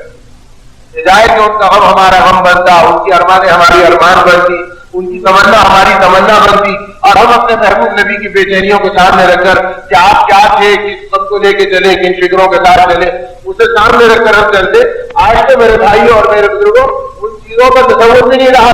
کہ ہم ان چیزوں کو سوچ لیتے گزارا ہے. تو میرے دوستوں اور میرے بزرگوں کی وہ رات ہے جس میں اعمال اللہ کی بارگاہ میں پیش ہو رہے ہیں تاکہ ہم اپنے اعمال کے بارے میں خود جائزہ لیں اور اپنے اعمال کا احتساب خود کریں اور غور کریں کہ یا اللہ یہ کیسے اعمال ہے. اور جن کی زندگی ایمان کے کمال پر پہنچی وہ اپنی زندگی کے ایک ایک عمل کو دیکھ کر گزارے, کوئی عمل میں بگاڑ نہ آ جائے, کسی عمل میں ذرا فرق آ گیا. سیدنا عثمان رضی اللہ تعالیٰ عنہ, خلافت کا زمانہ ہے, امیر المومنین ہے, اور آدھی دنیا کے اندر آپ کی گویا امارت کا, خلافت کا چرچا چل رہا ہے اور آپ کی اطاعت اور تابعداری چل رہی ہے. اور آپ کا حال کیا ہے کہ آپ بیٹھے ہوئے ہیں کسی امت کے کسی اجتماعی کام کے لیے جانے لگے. ایک بدوی دیہاتی اعرابی آیا اور اس نے کہا امیر المومنین میری یہ فریاد ہے اسے پوری کرا دیں. آپ تھوڑے اور آگے اس کا کان پکڑ لیا اور فرمایا اتنی دیر سے تمہارے لیے بیٹھے رہے, اس وقت تک تو ہوش نہیں آیا, اور جب ہم تمہارے آج ساری امت کے اجتماعی کام کے لیے جا رہے ہیں اب آگے اپنی انفرادی تقاضے کو رکھتے اور کہتے ہیں کہ امیر المومنین یہ میرا کام, وہ خبرہ کے پیچھے کو ہٹ گیا. آپ کا کہتے ہیں آپ آگے بڑھے, تو قدم نہیں چلے کہ آپ کے پیر لڑکنے لگے اور آپ کا بدن کانپنے لگا. ساتھیوں نے دیکھا تو امیر المومنین کے آنکھوں سے آنسو ٹپک رہے تھے. فرمایا 4 بجے آپ کی طرف سے بلا تو دوڑے ہوئے گئے کہ امیر المومنین نے یاد کیا. جب امیر المومنین کی یاد پر بلایا گیا تو آپ نے فرمایا پہلے میرا کان پکڑ لے, اور اس زور سے کھینچ لے جس زور سے میں نے کھینچا تھا. اب وہ رو کے کہنے لگا امیر المومنین میری آخرت کو آپ برباد کریں گے. وہ جس کے بارے میں اللہ کے نبی صلی اللہ علیہ وسلم نے یہ فضائل بیان کیے, دنیا میں اللہ کا سلام ملا, جنت کا پیغام ملا, اللہ کے نبی کے ساتھ جنت میں رہنے والے رفیق ہونے کا اعلان ہوا, اور ایسے عظیم المرتبہ صحابی کے ساتھ اور میں ایسی کوئی گستاخی کروں. آپ نے فرمایا نہیں تو میرا کان پکڑ لے. بارہ کہا تو وہ گھبرانے لگا تو فرمایا گھبرا مت, امیر المومنین کی حیثیت سے حکم دیتا ہوں کہ تو اپنے ہاتھ سے میرا کان پکڑ. اور جب اس نے آپ کا کان پکڑا تو فرمایا کھینچ اور کھینچ اور کھینچ. جب وہ کھینچنے لگا تو داروں کا کار ہو تو فرمایا اے اللہ تو نے زندگی میں مہلت دے کے ایک موقع دے دیا اور بدلے کو برابر کرا دیا, ورنہ عثمان کو آخرت میں منہ بتانے کی گنجائش. تو جس کو اختیار تھا وہ ایک ایک عمل کے اوپر گھبرا رہا. اور آج میرے دوستوں اور میرے بزرگوں ہزاروں کی عزت اڑاتے ہم سمجھتے ہیں دن اچھا گزر گیا. اس کے تذکرے کر دیے, اس کے تذکرے کر دیے, اس کے قصے, اس کے کہانی بے تحقیق کے کر دی. اور تحقیق سے کرتے جب بھی مجرم ہونے کے اندر کوئی شبہ نہیں تھا, لیکن جو زبان پہ آیا چل گیا, جہاں زبان پہ آ گیا چل گیا. علماء امت نے لکھا کہ حجاج جیسے ظالم بادشاہ کے بارے میں جس کا ظالم ہونا مشہور و معروف ہے, لیکن ایسی بات کہہ دو جو اس کی زندگی سے ثابت نہیں تو فرمایا اس پہ بھی خدا پکڑ کریں گے. اب یہاں یہ ہے کہ جو آدمی کہہ دیا جہاں کہہ دیا اور کبھی نہیں سوچا کہ اللہ میں کیا کہہ دیا کدھر. اب وہاں صاحب کرام کا حال کیا صدیق اکبر ہے, حضرت عمر رضی اللہ عنہ خلافت کے زمانے میں ملنے گئے ابو بکر رضی اللہ عنہ, تو دیکھا اپنی زبان پکڑ کر بیٹھے ہیں اور دارو مدار ہو رہے ہیں. فرمایا اے خلیفہ رسول اللہ کیا حال ہے؟ فرمایا کہ عمر اللہ سے ڈرو, یہی زبان ہے جو اپنی زبان سے نکالنے والے ہر کار سے دنیا میں فتنے پھیلاتی ہے اور سارے معاملے کو گڑبڑ کرتی ہے اور پورے بدن کو اللہ کی بارگاہ میں مجرم بناتی ہے. میں اس کی شرط آزادی پر آباد رہا ہوں. وہ پاکیزہ ہستیاں جن کے اشارے پر انسانوں کو ہدایت مل گئی, اور جو اگر کسی کو دیکھ کے تھوک دیتے تو ان کے دل کا کفر دھل جاتا، اور وہ اپنی زبان کے بارے میں ڈر رہے ہیں کہ یا اللہ یہ زبان ہماری گڑبڑ نہ کرے، اور ایک ہماری زبان ہے کہ بے لگام چل رہی ہے، تو کتنی غیبتیں سال بھر کی ہوں گی، کتنے بہتان ہوں گے، جتنوں کی عزتوں کے لینے میں زندگی استعمال بھی ہوگی، کتنے حرکات کے اندر یادہ و جوارے لگے ہوں گے، کتنی غلط چیزوں کے اندر یہ کام استعمال میں ہوں گے، کتنی غلط مناظر کے اندر یہ نگاہ استعمال بھی ہوگی۔ تو میرے دوستوں اور میرے بزرگوں، یہ توبہ کی رات اللہ نے بنا کر ہمارے حوصلے بلند کیے کہ ٹھیک ہے جو ہو گیا ہو گیا، اب بھی اگر تم اپنے رخ کو بدلنے تیار ہو اور اپنی زندگی کے اوپر توبہ کرنے کے لیے تیار ہو اور اپنے حالات کے پلٹنے کی فکر تم کرتے ہو، تو یاد رکھو تمہارا رب بڑا کریم ہے اور تمہارا رب بڑا غفار ہے۔ اسی کا اعلان ہے کہ آج کی رات میں آسمان دنیا پر اپنا سر بچھاتا ہوں اور اپنے بندوں کی آہوں کو سنتا ہوں اور اعلان کرتا ہوں الا من مستغفرین فاغفر له، ہے کوئی تم میں مغفرت سے جانے والا کہ آج کی رات میں اسے معاف کر، آج کی رات میں اس کے ساتھ مغفرت کا معاملہ کر۔ اس مغفرت کے معاملے کا اعلان ہو رہا ہے جس مغفرت کے لیے ہر چھوٹا بڑا ایمان والا پوری زندگی کام کر رہا تھا۔ امام احمد بن حنبل رحمۃ اللہ علیہ جن کی زندگی ایمان کے میدان میں اور تقوی و طہارت کی فکروں میں کھلی ہے، اور اتنی کھلی ہے کہ ان کی قربانیوں میں ان کے ہاتھ تک کاٹے گئے، اور آج تک اور قیامت تک جن کی امامت کا ایک سلسلہ فقہ دنیا میں چل رہا ہے، اور دنیا آپ کے پیچھے اپنی زندگی کو ہدایت کی راہوں میں چلا رہی ہے۔ اور ایسی شخصیت کا حال یہ تھا کہ جس وقت اس دنیا سے جانے کا وقت آیا تو کروٹیں بدل رہے ہیں، نشی آ رہی ہے، بے رضا کے حالات نظر آ رہے ہیں، اور سائنسداں سے کہتے ہیں کہ جب نشی آتی تو کہتے ہیں ابھی نہیں ابھی نہیں، پھر ہوش آیا پھر بے ہوش ہو گئے، پھر کہہ رہے ہیں ابھی نہیں ابھی نہیں، پھر تھوڑی دیر میں ہوش آیا اور طویل ہوش دکھا، میں نے بازار کا سر پھیلایا اور کہا بازار آپ جب نشی کے عالم میں آتے ہیں تو آپ کی زبان پر ایک کلمہ نکلتا ہے ابھی نہیں، کیا بات کیا بار بار فرما رہے ابھی نہیں، فرمایا بیٹا تجھے پتا نہیں تیرا باپ اس وقت موت و زیست کی کشمکش میں چل رہا ہے، اور اس وقت شیطان تیرے باپ کے سامنے کھڑا ہے اور ابلیس یہ کہہ رہا ہے اور رو رہا ہے اے احمد بن حنبل تم میرے پنجے اور گرفت سے نکل گئے، میں نے بہت بہکانے کی کوشش کی، بڑی تدبیریں کی، لیکن کوئی تدبیر تم پہ کارگر نہیں ہوئی، اور تم مجھ سے بچے بچائے دنیا سے جا رہے ہیں، تو میں اپنے جواب میں کہہ رہا ہوں کہ کمبا یہ بھی تیرا آخری پھندا ہے جو تم میرے اوپر ڈال رہا ہے، میں اب بھی کہہ رہا ہوں کہ تجھ سے ابھی نہیں بچا، جب میری آخری سانس میرے مولا کی رضا میں نکلے گی، جب مجھے اطمینان ہوگا کہ میں تیرے شر سے بچ گیا، جب تک نہیں کہہ سکتا کہ میں تجھ سے بچایا نہیں بچا۔ تو جب ایمانی زندگی اور مغفرت کی طرف زندگی کے اندر آئی تھی تو اس مغفرت کی حفاظت آخری سانس تک ایمان والوں نے کی، اور آج اس مغفرت کو ہم نے پہچانا، ہاتھ کی گھڑی کو پہچانا، جیب کے پیسوں کو پہچانا، پیر کے جوتے کو پہچانا، لیکن اللہ کی مغفرت کو ایمانداری کی بات یہ کہ ہم نے نہیں پہچانا۔ اگر پہچانتے تو ہماری ادا بدل جاتی، ہماری فکر بدل جاتی، ہماری سوچ بدل جاتی، ہمارے انداز زندگی میں زمین و آسمان کا فرق آ جاتا۔ ارے مغفرت کا طلبگار ہے، اس کی زندگی کا انداز ہی کچھ اور ہوتا، تو ہر لمحہ اللہ کی خشیت، اللہ کا ڈر، اللہ کی انابت، اپنی اولاد کی تربیت، اپنے گھرانے کی زندگیوں کو صحیح راستے پہ ڈالنے کی فکر و فہم، یہ ساری چیزیں بتاتی کہ ہاں واقعی یہ مغفرت کا طلبگار۔ اب تو بالکل فکر بے مہار کی طرح ہماری زندگیاں چل رہی جس میں ہر چیز کی فکر ہے، صبح سے لے کے شام تک، کل کی عشاء سے لے کے آج کی عشاء تک، آج کی احتساب کر کے دیکھیں کہ 24 گھنٹے کے اندر بیوی سے، بچوں سے، بھائیوں سے، دوستوں سے اور مختلف نہیں دکھنے والی شخصیتوں سے ہماری زندگیاں مشغول رہی، سوچنے میں مشغول رہی، بولنے میں مشغول رہی، انتظار میں مشغول رہی، فکروں میں مشغول رہی، محنتوں میں مشغول رہی، لیکن آخرت اور مغفرت کے لیے زندگی کے کتنے ایام اور ان 24 گھنٹے کی کتنے گھنٹے اور کتنی ساعتیں ان چیزوں کو سامنے رکھی تو سمجھ میں آ گیا کہ ہاں سب کچھ پہچانا لیکن مغفرت کو ہم نے نہیں پہچانا، تو اس سے بالکل بے قابو ہو کر ہم نے اپنی زندگیوں کو گزارا۔ تو میرے دوستوں اور میرے بزرگوں، ایک اللہ بات دے کر اور زندگی میں مہلت دے کر ہمیں موقع اور توفیق کے اسباب دیے کہ اللہ کرے کہ ہم اپنے اعمال کو پہچانیں اور اپنی زندگیوں کو ٹٹول لیں کہ اللہ بے شک ہم آپ کے بندے ہیں، ہماری زندگی کا راستہ کیا ہونا چاہیے۔ تو اس لیے فرمایا کہ یہ وہ رات ہے جس میں ہم تعالیٰ اعلان کرتے ہیں کہ بے شک میں تمہاری ساتھ کی خبر رکھتا ہوں، لیکن اس کے باوجود میں تمہیں عطا کرنا بھی چاہتا ہوں، تم توبہ کے رخ پہ آ جاؤ اور سچے دل سے تم مان جاؤ تو میں تمہاری زندگی کے رخ کو موڑنے کے لیے بھی تیار ہوں، تمہارے گناہوں کو دھونے کے لیے بھی تیار ہوں، اس لیے کہ میری رحمت بے شک میرے غضب کے اوپر نفرت ہے۔ حدیث پاک کے اندر جن چیزوں کے تذکرے اللہ کی رحمت کے سلسلے میں آتے ہیں ان میں فرمایا کہ ایک آدمی کا قیامت کے میدان میں حساب ہوگا، جہنمی ہونے کا اعلان ہو جائے گا اور فرشتے اس کو جہنم کی طرف ڈھکیلے،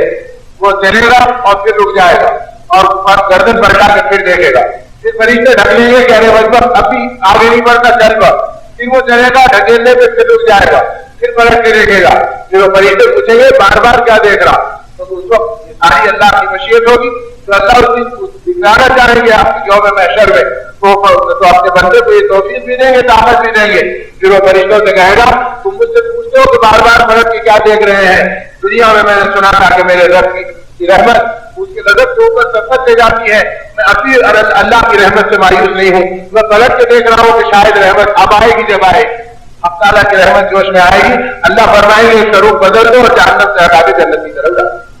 تو میرے دوستوں اور میرے بزرگوں کو ایسی رحمت الہی کے خزانے کا مالک جس کے وہ چاہتا ہے کہ میرے بندے اپنی بدعمالیوں کو حجت سے کرتے قیامت کے میدان میں، اسی اللہ نے کبھی توبہ کی راہیں دے دی، کبھی مغفرت کے ایام دے دیے، کبھی نیکیوں کی بہار کے موسم میں بہار کی جوگر رمضان المبارک کو پہنچانے کے اسباب دے دیے، تاکہ اللہ کرے کہ ان راستوں سے ہماری زندگی صحیح رخ ہو کر۔ اب ان چیزوں کو پہچانے کا آدمی کیسے پہچانے؟ آدمی پہچانے گا وہ کہ جس ماحول میں ہوگا وہ چیز سمجھ میں آئے گی، اور آدمی جس راستے پہ چلے گا وہ راستہ اس کو دکھائی دے گا۔ ایسا تو نہیں ہوگا کہ یہ ایک راستے پہ چل رہا اور دوسرا راستہ اس کو دکھائی دے، ایسا تو نہیں ہوگا کہ یہ کسی ماحول میں بیٹھا ہو تو دوسرے ماحول کی چیز سمجھ میں آ جائے۔ اب ایمان کے ماحول میں اگر آدمی رہے گا تو اسے عمل سمجھ میں آئے گی، اسے اللہ کی قدرت و کبریائی سمجھ میں آئے گی، ایمان والوں کی صحبتوں میں اسے اپنا انجام سمجھ میں آئے گا، اس کو اپنی آخرت سمجھ میں آئے گی۔ اسی اللہ کے نبی صلی اللہ علیہ وسلم نے اپنی امت کو ایمان والوں کو ایمان والی محنتیں دی کہ تم ایمان کی محنتیں کرتے رہو تاکہ زندگی میں اعمال بنتے رہے، اور اعمال کی طاقتوں سے زندگی بننا تم کو سمجھ میں آتا رہے، اور یہ بات دل و دماغ میں بیٹھ جائے کہ حکومت مل گئی اور حکم اللہ کا نہیں ملا تو وہ حکومتیں بھی نامرادی کا سبب بنے گی، اور وہ حکومتیں بھی فتنہ اور تب و غارت گیری کا سبب بنے گی، اس لیے کہ حکومت ملی لیکن اللہ کا حکم نہیں ملا۔ جیسے آج کا دور ہے، اتنی حکومتیں ہمارے لفظوں میں ہیں لیکن ہر حکومت ایمان کے لیے معاملہ اور اسلام کے لیے ظلم، اس لیے کہ زندگی میں سوائے قتل و غارت گیری حکومت خرابی کے کچھ نہیں ہے کہ حکومت کے نقشے سمجھے لیکن حکم الہی میں چلنا نہیں۔ جب اللہ کا حکم نہیں ملے گا تو حکومتیں بھی نامرادی کا سبب بن جائیں، اسے حکومت مل جائے، اسے مال کا انبار مل جائے لیکن اللہ کا تعلق نہ ملے تو پھر یہ ایسے بے جان ہے جیسے کسی کو بچہ تو ملا لیکن مردہ ملا۔ اب اسے کیا خوشی ہو، بلکہ الٹا غم بڑھ جائے گا، ارے نہیں ملتا، تھوڑے دن کے بعد ملتا تو اچھا تھا، لیکن زندہ ملتا، صحت مند ملتا، یہ کیا کہ مدتوں کے بعد بچہ ملا تو وہ بھی بے جان ملا، مردہ، پھر ذمہ داری بھی بڑھ جائے گی، اسے دفناؤ، اس کو دفناؤ، ان ذمہ داریوں کے اندر لگ جاؤ۔ تو اسی طرح وہ مال کے نقشے جس کے اندر ایمان اور اعمال کا دستہ نہ ہو تو یہ تو ایسے بے جان ہے جیسے مثل مردہ ہے۔ اب اس مردے کو نہیں پہچانے اور دفن نہیں کرے تو مردہ کھلے گا، کھڑے گا، تعفن بدبو آئے گی۔ اسی طرح وہ معاشرہ ایک دوسرے کے لیے خون خرابے کا، عداوتوں کا، نفرتوں کا اور بے چینی کا سبب ہے۔ اس لیے میرے بھائیوں اور میرے بزرگوں، آقا دو جہاں حضور اکرم صلی اللہ علیہ وسلم کی فکر اور آپ کا غم یہ تھا کہ یہ امت انسانیت کے لیے رہنما بن جائے، یہ ہدایت کی محنت پر کھڑی ہو جائے، یہ توبہ کو پہچان کر اپنی زندگی کو صحیح کر لے، یہ اللہ کی قدرت کو پہچان کر ان کے احکامات پر اپنے آپ کو چلا لے، یہ اپنے جینے مرنے کا مقصود اور مدعا اللہ کی ذات عالی کو بنا لے کہ اللہ راضی ہوگا تو میرا بیڑا پار ہوگا۔ چنانچہ جو معاشرہ مدینے کا بنا تھا وہ مدنی معاشرہ انہی چیزوں کی عکاسی کیا کرتا تھا۔ صحابہ فرماتے ہیں مدینے میں راستے میں جا رہے ہیں، ایک گلی سے بچوں کے رونے کی آواز آئی، ہمارے قدم رک گئے، ہم نے لوگوں سے پوچھا کہ اس وقت یہ بچے کیوں رو رہے ہیں؟ صاحب کہ تمہیں پتا نہیں، حضور اکرم صلی اللہ علیہ وسلم کے سنا صحابی کا انتقال ہو گیا، جو ان کے بچے ہیں جو اپنے باپ کے غم میں رو رہے ہیں۔ فرمایا ارے ہمارے ساتھی گزر گئے، چلو چلو ان کے دفن میں شریک ہو جائیں گے اور ان کے بچوں کو تسلی اور گھر والوں کو پوچھنا دے دیں گے۔ یہ خیال کر کے کہتے ہیں تعزیت کے جذبے سے ہم اس گلی میں پلٹے اور جب گھر کے دروازے پہ پہنچے تو چوکھٹ پہ 6 سال کی بچی کو روتا ہوا دیکھا۔ جب روتا ہوا دیکھا تو اس کے سر پہ ہاتھ رکھ کر کہا بیٹی غم زدہ نہ ہونا، دل کو چھوٹا نہ کرنا، اللہ کے فیصلے پہ راضی رہو، آج تم یتیم ہو گئے کل ہمارے بچے یتیم ہو جائیں گے، آج تمہارے باپ گزر گئے کل ہم گزر جائیں گے، دنیا میں کوئی رہنے کے لیے نہیں آیا۔ تو کہنے لگے جب ہم نے یہ بات کہی وہ معصوم بچی روتے ہوئے نگاہ اٹھا کے ہماری طرف دیکھی اور روتے ہوئے کہا چچا جان یہ بات نہیں کہ ابا جان کے انتقال سے ہم رو رہے ہیں، ورنہ ہر ایک کو ہے، ہر ایک اللہ کی امانت ہے، اللہ کی بارگاہ میں جانا ہے۔ ہم اس بات کا ہے اور بے چینی اس بات کی ہے کہ ابا جان کا انتقال گھر کے بستر سے ہو گیا، کاش اللہ کے راستے میں ہوتا تو شہادت کا مرتبہ ہوتا۔ یہ غم رلا رہا کہ شہادت کے مرتبے سے محروم ابا چلے گئے اس دنیا سے، اور جب قیامت کے میدان میں شہید کی بیٹیاں کہلانے کی عزت ہم سے لے لی، اب یہ عزت ہمارے لیے باقی نہیں رہی۔ کل جب ہم اپنی سہیلیوں کے ساتھ بیٹھیں گے اور ان کے ساتھ اپنا وقت گزاریں گے تو ان میں کسی کے باپ بدر میں پیارے ہوئے، کسی کے باپ وحد میں پیارے ہوئے، ان کو تو شہید کی بیٹیاں کہلانے کا مقام عزت مل گیا۔ اب ہم ان کو دیکھیں گے تو ہماری نگاہیں شرم سے جھک جائیں گی کہ آخرت کے مرتبے تو تمہارے حصے میں آ گئے ہم ہے۔ تو 6 سال کی زندگیوں میں شہادت کی لذتیں آئی تھی، اس لیے کہ مومن وہ ہے جس کا جینا اور مرنا اللہ کے لیے، جینا اور مرنا اللہ کے لیے ہے، تو اللہ کے لیے آنے والی موت کی لذتوں کو بہت زیادہ جان رہے ہیں، معصوم بچے پہچان رہے ہیں اور اس کے سامنے رکھ کر اپنی زندگی کو گزار رہے ہیں۔ اب نتیجہ یہ تھا کہ جب یہ ادائیں ان کے سامنے تھی تو پھر دنیا کی بڑی سے بڑی چیزوں کی قربانی ان کے لیے آسان تھی۔ اب وہ مدنی معاشرے میں ایسی بنی تھی کہ صحابہ کہتے ہیں مدینے میں ہمارے گھر ہمارے قبیلے میں شادی ہوئی تو ہم نے لڑکی والوں سے پوچھا بتاؤ تمہاری لڑکی کا مہر کیا مانگا ہے؟ لڑکی والوں نے کہا ہم تو تم مہر پوچھتے ہو، اگر مہر تم ہم سے پوچھتے ہو تو مہر یہ ہے کہ اگر لڑکا ہماری لڑکی کو قرآن سکھلا دے تو اس کا مہر ادا ہو جائے گا، اس کے علاوہ ہمارا اور کوئی مطالبہ نہیں۔ اس لیے کہ مال پر تو ایمان نہیں کیسے زندگی بنے گی، قرآن پر ایمان ہے کہ قرآن ہماری کی اور ایمان کی کتاب ہے، اگر یہ قرآن ہماری اور بچی کو سکھلا دیا گیا تو گویا مہر اس نے ادا کر۔ تو کبھی زندگی کے ہر کروٹ میں اور ہر سلوٹ میں اللہ کا نام تھا، اللہ کا کام تھا، ان کی منشا تھی، ان کی مراد تھی، اور ایمان والا ان بنیادوں کو اوپر اپنی زندگی کو گزارا۔ اپنی ہر اچھے اور برے کے اندر اس کو بنیاد اور کانٹا بنا کے چلتے تھے کہ یہ دیکھو کہ ہماری زندگی میں یہ ایمانی پہ ہمارا کام ہے۔ تو اللہ کے نبی صلی اللہ علیہ وسلم نے ایمان کی محنتوں اور اعمال کی تربیتوں کے اندر اپنی امت کو چھوڑا کہ دیکھو تم وہاں بیٹھا کرو جہاں پر تمہیں ایمان ملے، اعمال ملے، آخرت میں تذکرے ملے، اور فرمایا خبردار تم مردوں کے پاس مت بیٹھو، اس سے تمہارا دل مردہ ہو جائے گا۔ آپ کو تعجب ہوا تو مردوں کے پاس کون بیٹھے گا؟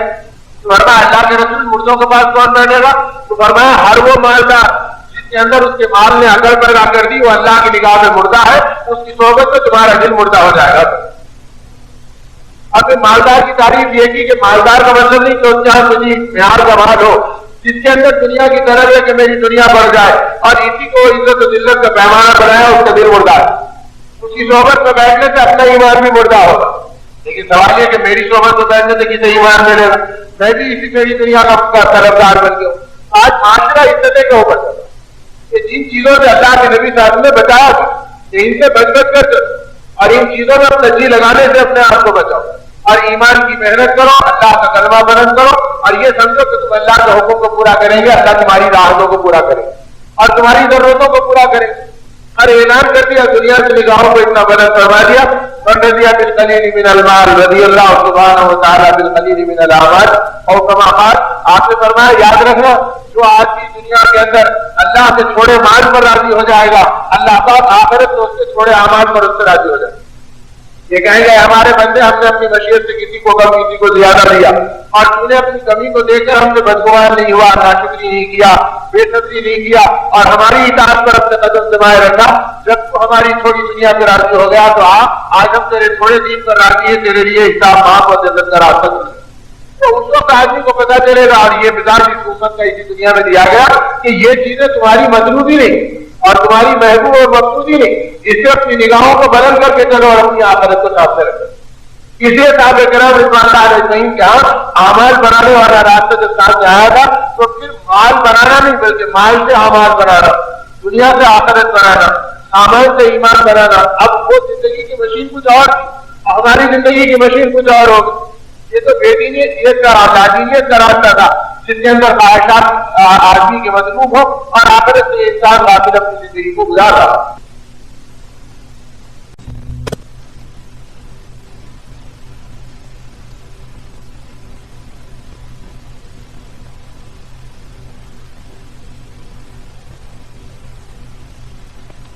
دنیا سے محبت کرنے لگو گے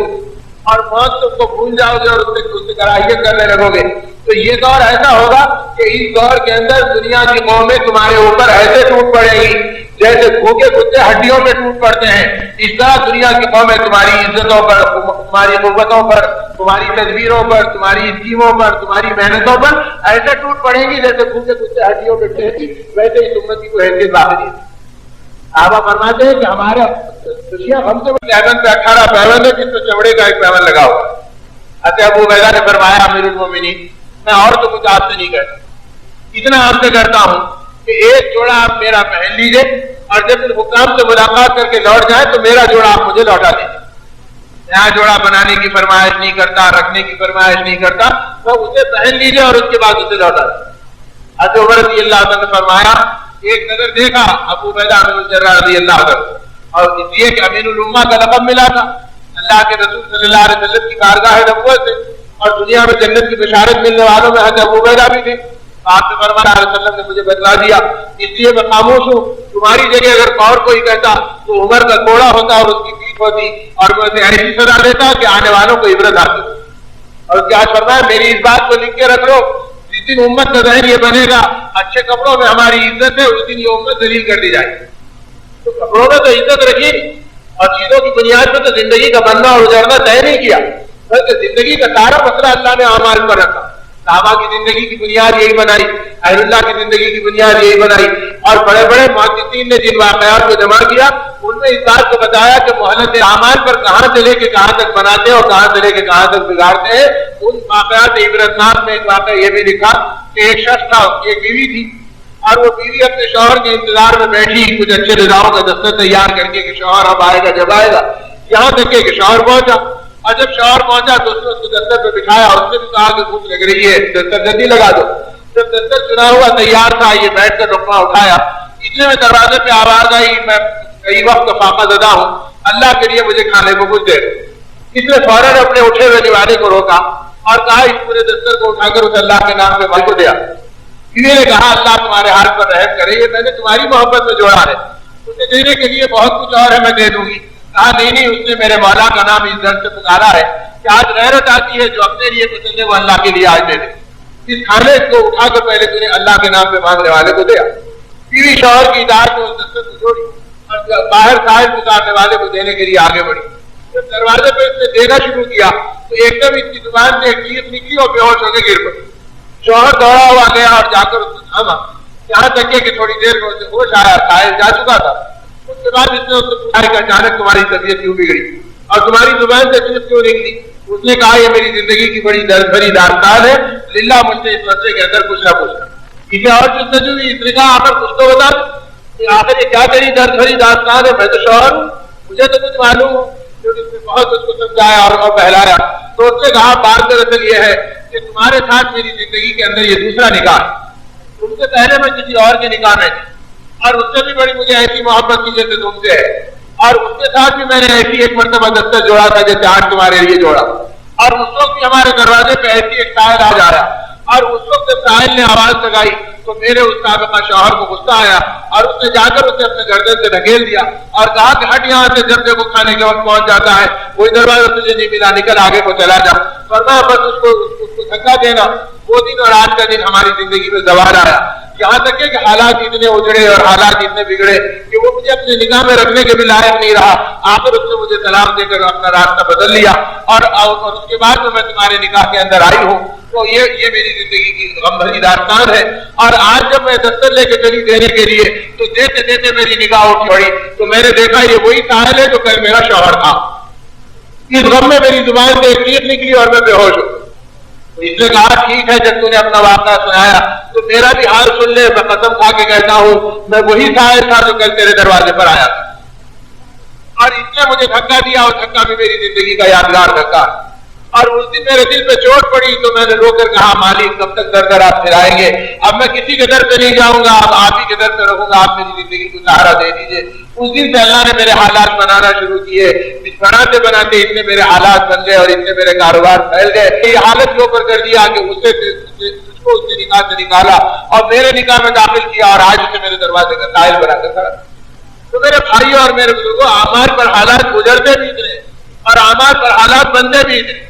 یہ دنیا تو اصل میں اعمال کے بنانے کا ایک موقع اللہ نے دیا, اور اس رات کو اللہ نے اعمال کے جھانکنے کا ایک موقع دیا, اور توبہ کی رات بنا کر آگے کے اپنے عمل کے عزائم کر کر پچھلے اعمال کے دھونے اور توبہ کرنے کے لیے ساتھ اللہ نے مرحمت فرمائی تاکہ آدمی اس اعمال کی قیمت کو پہچانے. تو حضرت عمر رضی اللہ تعالیٰ کا دور تو وہ تھا کہ جب بغیر اعمال کے سانس لینا بھی آگے, تو دور ہی ایسے گزرے جس میں ہر فرد امت کا انداز جدا تھا.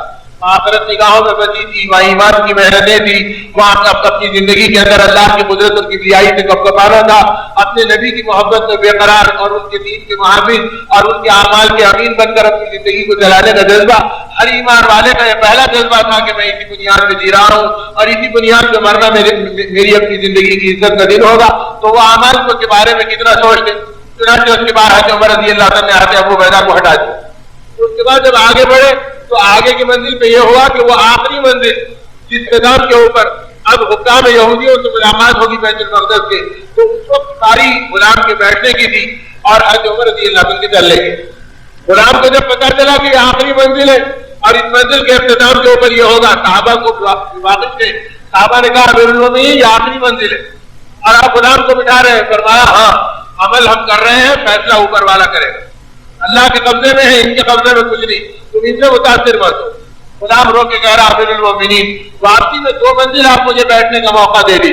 لیکن اب تو آپ بیٹھ جائیے کہ آپ کا استقبال کے لیے حکام کھڑے زبردست کے اور یہود کھڑے ہیں جن سے آج تک ہمارے رات و دن کے مقابلے کرے ہیں. اب اس نازک موقع پہ تو ہماری فریاد سن لیجیے. آپ نے فرمایا میں تیری فریاد سنوں یا اللہ کی منشا کو دیکھوں. ہمارے نبی نے ہم کو اعمال کا ایک ترازو دے دیا اور یہ بتلا دیا کہ جب تک تم اعمال پر چلتے رہو گے کائنات تمہاری ٹھوکروں میں پڑی رہے گی، اور جب تمہارے اعمال بگڑیں گے اور ایمان کی محنت تم سے نکلے گی تو یاد رکھنا آج جیسے بادشاہوں کے تخت و تاج تمہارے قدموں میں آ رہے ہیں، کل تمہارے سر غیروں کی ٹھوکروں میں چلے جائے. لہٰذا تم اس ایمان و اعمال کو مضبوطی کے ساتھ پکڑے رہنا. یہ ایک وہ سبق تھا جس کے اوپر امت چل رہی. آپ نے کسی قیمت سے نہیں غلام کو اونٹنی کی پیٹھ پہ بٹھا دیا اور بکیل پکڑ کر آپ چل رہے ہیں. یہاں تک کہ جب وہاں پر پہنچے تو اس منظر کو دیکھ کر یہودی حکام حیران تھے. انہوں نے باقیوں سے مشورہ کیا کہ کیا دیکھ رہے ہیں. انہوں نے کہا کہ ایک بات ہمیں پوچھ رہنے دیجیے اور پوچھا کہ یہ بتاؤ کہ تم نے امیر المومنین کون ہے، اونٹ پہ بیٹھنے والا ہے یا بکیل پکڑ کر چلنے والا ہے. لوگوں نے کہا کہ بکیل پکڑ کے چلنے والے امیر المومنین ہے. وہ قدموں میں گر گئے اور کہا ہماری کتابوں میں لکھا ہے کہ جس دن ان کا امیر اور ان کا خلیفہ بکیل پکڑ کر تمہارے پاس آ جائے گا اس لمحہ بیت المقدس پر اس کا اقتدار غالب ہو جائے گا. اب جان ڈالی، اپنی غلامی کو قبول کیا، اپنی ماتحتی کا اعلان کیا اور جس دروازے سے حضرت عمر رضی اللہ عنہ داخل ہوئے آج تک وہ باب عمر کے نام سے معروف. تو میرے دوستوں اور میرے بزرگوں، یہ طاقتوں کی بنیاد پہ نہیں ملا، یہ اکثریت کی بلبوتے کی بنیاد پہ نہیں ملا، یہ ذہنی اور مادی تدبیروں کی بنیاد پہ نہیں ملا. جتنی عزت مومن کو ملی ہے وہ ایمان کی بنیاد پہ ملی، اور جس کا نام عزت ہے وہ ایمان کے ساتھ جڑی ہے. وللہ العزت وللہ العزت. آپ اس بات کا اعلان قرآن پاک میں فرمایا کہ عزت اللہ کے لیے اور اللہ کے رسول کے لیے اور مومنین کے لیے، اور اس کے آگے تو گویا اس کے بارے میں علماء امت نے شرح میں لکھا عزت اللہ کے خزانے سے چلتی ہے، نبی کے واسطے سے اترتی ہے اور مومنین کے حصے میں مقدر ہو جاتی ہے. اور آگے ہم تارا قرآن پاک فرما دیا ولیکن المنافقین لا یفقہون. اور منافق وہ ہیں جو ان چیزوں کو جانتے بھی نہیں کہ عزت کس کا نام. تو اگر ہم ایمان سے ہٹ کر کسی اور کو عزت کا پیمانہ بنا رہے تو قرآن اس کو نفاق کی علامت قرار دیتا ہے، ایمان کی پہچان نہیں کرتا. آج بھی سوچے کہ ذہن کتنے بگڑ گئے اور فہم کتنے روڑ گئے اور ان چیزوں میں سوچ بھی باقی نہیں رہی کہ ہم ان چیزوں کو سامنے رکھیں. اور اللہ کے نبی صلی اللہ علیہ وسلم نے امت کو اس سطح پہ چھوڑا تھا کہ تم اس دنیا ابھی امت اس سطح پہ کب تک رہے گی؟ اس وقت تک رہے گی جب تک کہ یہ ایمان کے کام کو اپنا کام بنائے، یہ اللہ کے نام کی سربلندی کو اپنی زندگی کا وظیفہ بنائے. وظیفے کا مطلب بیٹھ جانے کا نہیں بلکہ اللہ کے نام کو لے کر عالم میں پھرنا، ایمان کی محنتیں کرنا، آخرت کی فکروں میں اپنے آپ کو چلانا. اگر یہ اعمال کی اس راستے کے اوپر چلے گی تو اللہ پاک غیبی راستے نکال کر ہماری مدد فرمائے. اور غیبی مددیں ہر زمانے میں آئی اور آج تک آ رہی ہے. اپنی کے اس رات میں جس میں آدمی دعا درود میں اور توبہ اور ندامت میں اور اپنی زندگی کے فیصلوں کے سوچنے اور مانگنے میں لگے، اس میں زیادہ تفصیلات کے اندر جایا جائے. مختصر امت کا خمیر ایمان اور اعمال سے گودا گیا، اسے مان اور سامان کی بنیاد سے نہیں چلایا گیا. سامان کی بنیاد سے بنیوں کی اولاد بھی جی رہی ہے. اگر نبیوں کا ماننے والا بھی اس کو بنیاد بنایا تو اس نے اپنی حیثیت کو مٹایا اور اپنی قیمت کو گرایا. یہ ہماری قیمت نہیں کہ ہم ان چیزوں کو بنیاد بنا کرتے، پھر اپنی اپنی مرضی کے راستے اس امت کو نہیں دیے گئے کہ جو تمہاری سمجھ میں آیا تم اس کے اوپر چلو، بلکہ ایک محنت دے دی گئی کہ تم اللہ کے نام اور اللہ کے کام کے لیے آئے. اللہ کے نبی کو سرداران قریش اور مشرکین کے سردار اور مکے کے دشمنوں نے ایک مطالبہ کیا تھا. عتبہ اور شیبہ اور یہ تمام کے تمام اور ابو لہب نے اس بات کا مطالبہ کیا تھا کہ اے محمد صلی اللہ علیہ وسلم تو وہ کہتے بھی نہیں تھے، یہ تو ہماری سعادت ہے کہ اللہ نے کہنے کا موقع دیا اور یہ کہا کہ تم کو کو ہم نبی مان لیں گے، بشرطے کہ تم ایک کام کر دو، مکے کی سنگلاف زمین کو اور یہ ریتیلے میدان کو جس کے اندر پانی کے ایک ایک دانے کے لیے ہم تڑپتے ہیں اور اپنے سب باغ و بہار کے دیکھنے کے لیے ہم تڑپتے ہیں، اس کو تم ملک شام کی طرح باغ و بہار بنا دو اور وہاں کی طرح میٹھے پانی کے چشموں کی نہریں بہا دو۔ اگر یہ کام تم دکھا دیں گے تو پھر ہم تمہاری نبوت کو مان لیں گے۔ جیسے ہر زمانے میں ہوتا ہے، ایسا والے ہیں ان کی کوئی کرامت کی گئی تو ان کی ولایت تسلیم کریں گے۔ تو کیا عام زندگی میں اللہ اور رسول حق اور ناحق حلال و حرام بتائے تو امت کو ہضم نہیں ہو رہا، اور اگر کوئی ایسی چیز بتائے تو جو خیال کے خلاف ہے تو پھر فوراً کہیں گے ہاں صاحب یہ تو کوئی بات ہوئی۔ تو یہ مزاج مشرکین کا مزاج بتایا قرآن۔ سیرت میں بات ملتی کہ مشرکین نے مطالبہ کیا، مومنین نے مطالبہ نہیں کیا۔ مومنین تو یہ کہتے تھے اللہ کے نبی ہم تو اللہ کی تیروں میں سے ایک تیر ہے، جہاں آپ اللہ کے حکم کی کمان پہ لگا کر آپ چھوڑ دو گے، جان دینے کا وقت ہوگا جان دیں گے، زندگی لٹانے کا وقت ہوگا زندگی لٹا دیں گے۔ گھر سے نکلتے نماز تو عورتیں پوچھتی مدینے کے اندر کہ تم کب آؤ گے، تو یہ کہتے کہ ابھی اللہ کا ایک حکم ملا ہے ہم مسجد کو جا رہے ہیں، اگر اللہ کے نبی وہاں سے کہیں بھیج دیں گے تو ہم وہیں سے اللہ کے راستے میں نکل جائیں گے، اور زندگی بچے گی تو آئیں گے، ورنہ قیامت کے میدان میں حوض کوثر تو تم سے اللہ کے نبی کے سامنے ملاقات کریں۔ تو مسجد کو جاتے تو یہ سمجھ کے جاتے کہ زندگی سے رخصت ہو کے جا رہے ہیں، اور ایک پیغام سامنے تھا، ایک محنت سامنے تھی، ایک اپنی زندگی کا مقصود و مطلوب سامنے تھا، اور جیسے مردوں کا تھا ویسے عورتوں کا بھی تھا۔ ایسے تھا کہ صحابہ فرماتے ہیں ہم آئے مسجد میں اور حضور اکرم صلی اللہ علیہ وسلم نے ہماری ایک جماعت روانہ کر دی اور کہا ادھر بیٹھنے والے ادھر سے بیٹھنے والے ادھر چلے جاؤ اور ادھر بیٹھنے والے ادھر چلے جاؤ، تینوں کو تین راستے دے دی۔ ایک صحابی نے فرمایا اللہ کے نبی اگر آپ کی اجازت ہو تو چلتے چلتے میں راستے میں اپنے گھر پر 2-4 منٹ ٹھہروں گا، اور 2-4 سال میں جو ٹھہروں گا وہ لمحے ایسے نہیں ٹھہروں گا کہ میں گھر جاؤں گا، بلکہ گھر خود میرے راستے میں آئے گا جس راستے سے آپ جانے کو فرما رہے ہیں۔ اگر آپ کی اجازت ہو تو 2-4 نہ رہیں گی، تو فرمایا ضرور ٹھہر جاؤ۔ تو فرمانے لگے کہ جماعت نکلی، چلتے چلتے راستے میں گھر آیا، اپنے امیر سے کہا کہ امیر صاحب مجھے اجازت ہے کہ میں چوکھٹ پہ ٹھہر کے جاؤں 2-4 منٹ بات کر لوں۔ فرمایا اللہ کے نبی نے اجازت دے دی، اب آگے اجازت کیا تھا، آہستہ چلتے رہتے ہیں تم آ جانا۔ اب جماعت آگے کو بڑھی، دروازے پہ ٹھہر کے اپنی بیوی کو پکارا۔ جب عورت آئی انہوں نے پوچھا کیا بات ہے، تو کہا میں اللہ کے راستے میں جا رہا ہوں، اللہ کے نبی نے روانہ فرمایا۔ تو وہ رونے لگی تو فرمایا اللہ کی بندی میں اللہ کے راستے میں جا رہا ہوں اور تو اللہ کے راستے میں جانے کی اطلاع پہ روتی ہے۔ تو فرمایا نہ میں اللہ کے راستے میں جانے میں نہیں رو رہی ہوں، میرا رونا تو اس بات پر ہے کہ نبی کے فرمانے کے بعد اب آپ کو فرمانے کی کیا ضرورت ہے، فرما دیے تو آپ بھی ایسی چلے جاتے جیسے اور چلے گئے۔ جب آپ چوکھٹ پہ رکے تو پتا چلا آپ کے دل میں کوئی گھر پہ ٹھہرنے کا جذبہ ہے، جو آپ کے اور ساتھیوں تو آپ تو آگے بڑھ جائیں گے اور میری باقی سہیلیاں مجھ کو تانے دیں گی کہ دیکھو ہمارے شوہر تو چلے گئے اور تیرا شوہر گھر کے دروازے پہ رکا۔ تو نبی کے فرمانے کے بعد پھر آپ سے فرمانے کی کیا ضرورت ہے؟ تو مردوں کی طرح امت کی عورتوں میں بھی جی جان لگا دینا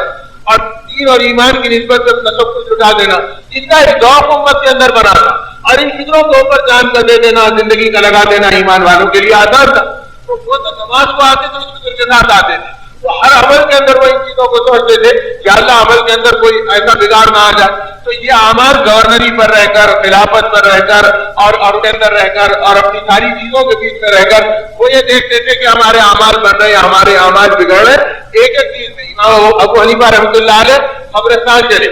جب قبرستان چلے تو جنازے کے دفنانے میں دیر کی خبر گزر رہی تھی،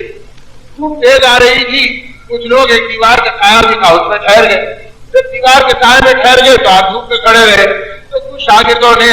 ساتھ چلنے والے لوگوں نے کہا کہ حضرت ادھر آ جاتے کہ سایہ مل جاتا۔ تو فرمایا اس سائے میں ٹھہرنا میرے لیے صحیح نہیں ہے۔ اب لوگ حیران ہو گئے کہ ہمارے لیے صحیح، آپ کے لیے صحیح نہیں، آپ نے کیا فرمایا؟ جب اقرار کیا تو بات دراصل یہ ہے کہ یہ گھر والا میرا قرضدار ہے، اس نے مجھ سے قرض لیا ہے، اگر میں اس کے گھر کے سائے سے فائدہ اٹھاؤں گا تو مجھے ڈر ہے کہ کہیں وہ سود کے حساب میں شمار نہ ہو، تو میں اپنے اعمال کو بگاڑنا نہیں چاہتا، دھوپ کے اندر پگھلنا چاہتا ہوں اور پسینہ بہانے پہ تیار ہوں۔ تو وہ سائے کا نفع لینے کے لیے تیار نہیں تھے کہ سال بھر میں نہیں معلوم کتنوں کی مجبوریوں سے کتنے روپے ہم نے لے لی اور کتنی زندگیوں کو ہم نے اجاڑا، اور کبھی نہیں سوچا کہ یہ حق ہے، یہ نہ حق ہے، یہ صحیح ہے، یہ غلط ہے۔ وہ جس کے بارے میں اللہ کے نبی صلی اللہ علیہ وسلم نے اتنا گھناؤنا عمل بتلایا کہ آپ میں سے کوئی آدمی کسی کے 2 پیسے سود کے استعمال کر لے، وہ ایسا ہے جیسے اس نے اپنی سگی ماں سے 36 مرتبہ بے حیائی کا منہ کالا کرنے والا عمل کیا۔ اب کس کی غیرت گوارا کرے گی اپنی ماں کے ساتھ ایسا برا عمل کرنے؟ اب فرمایا وہ ایک مرتبہ کرنا جتنا برا ہے یہ 36 مرتبہ کرنے کے برابر ہے سود کے 2 پیسے کے کھا لیں.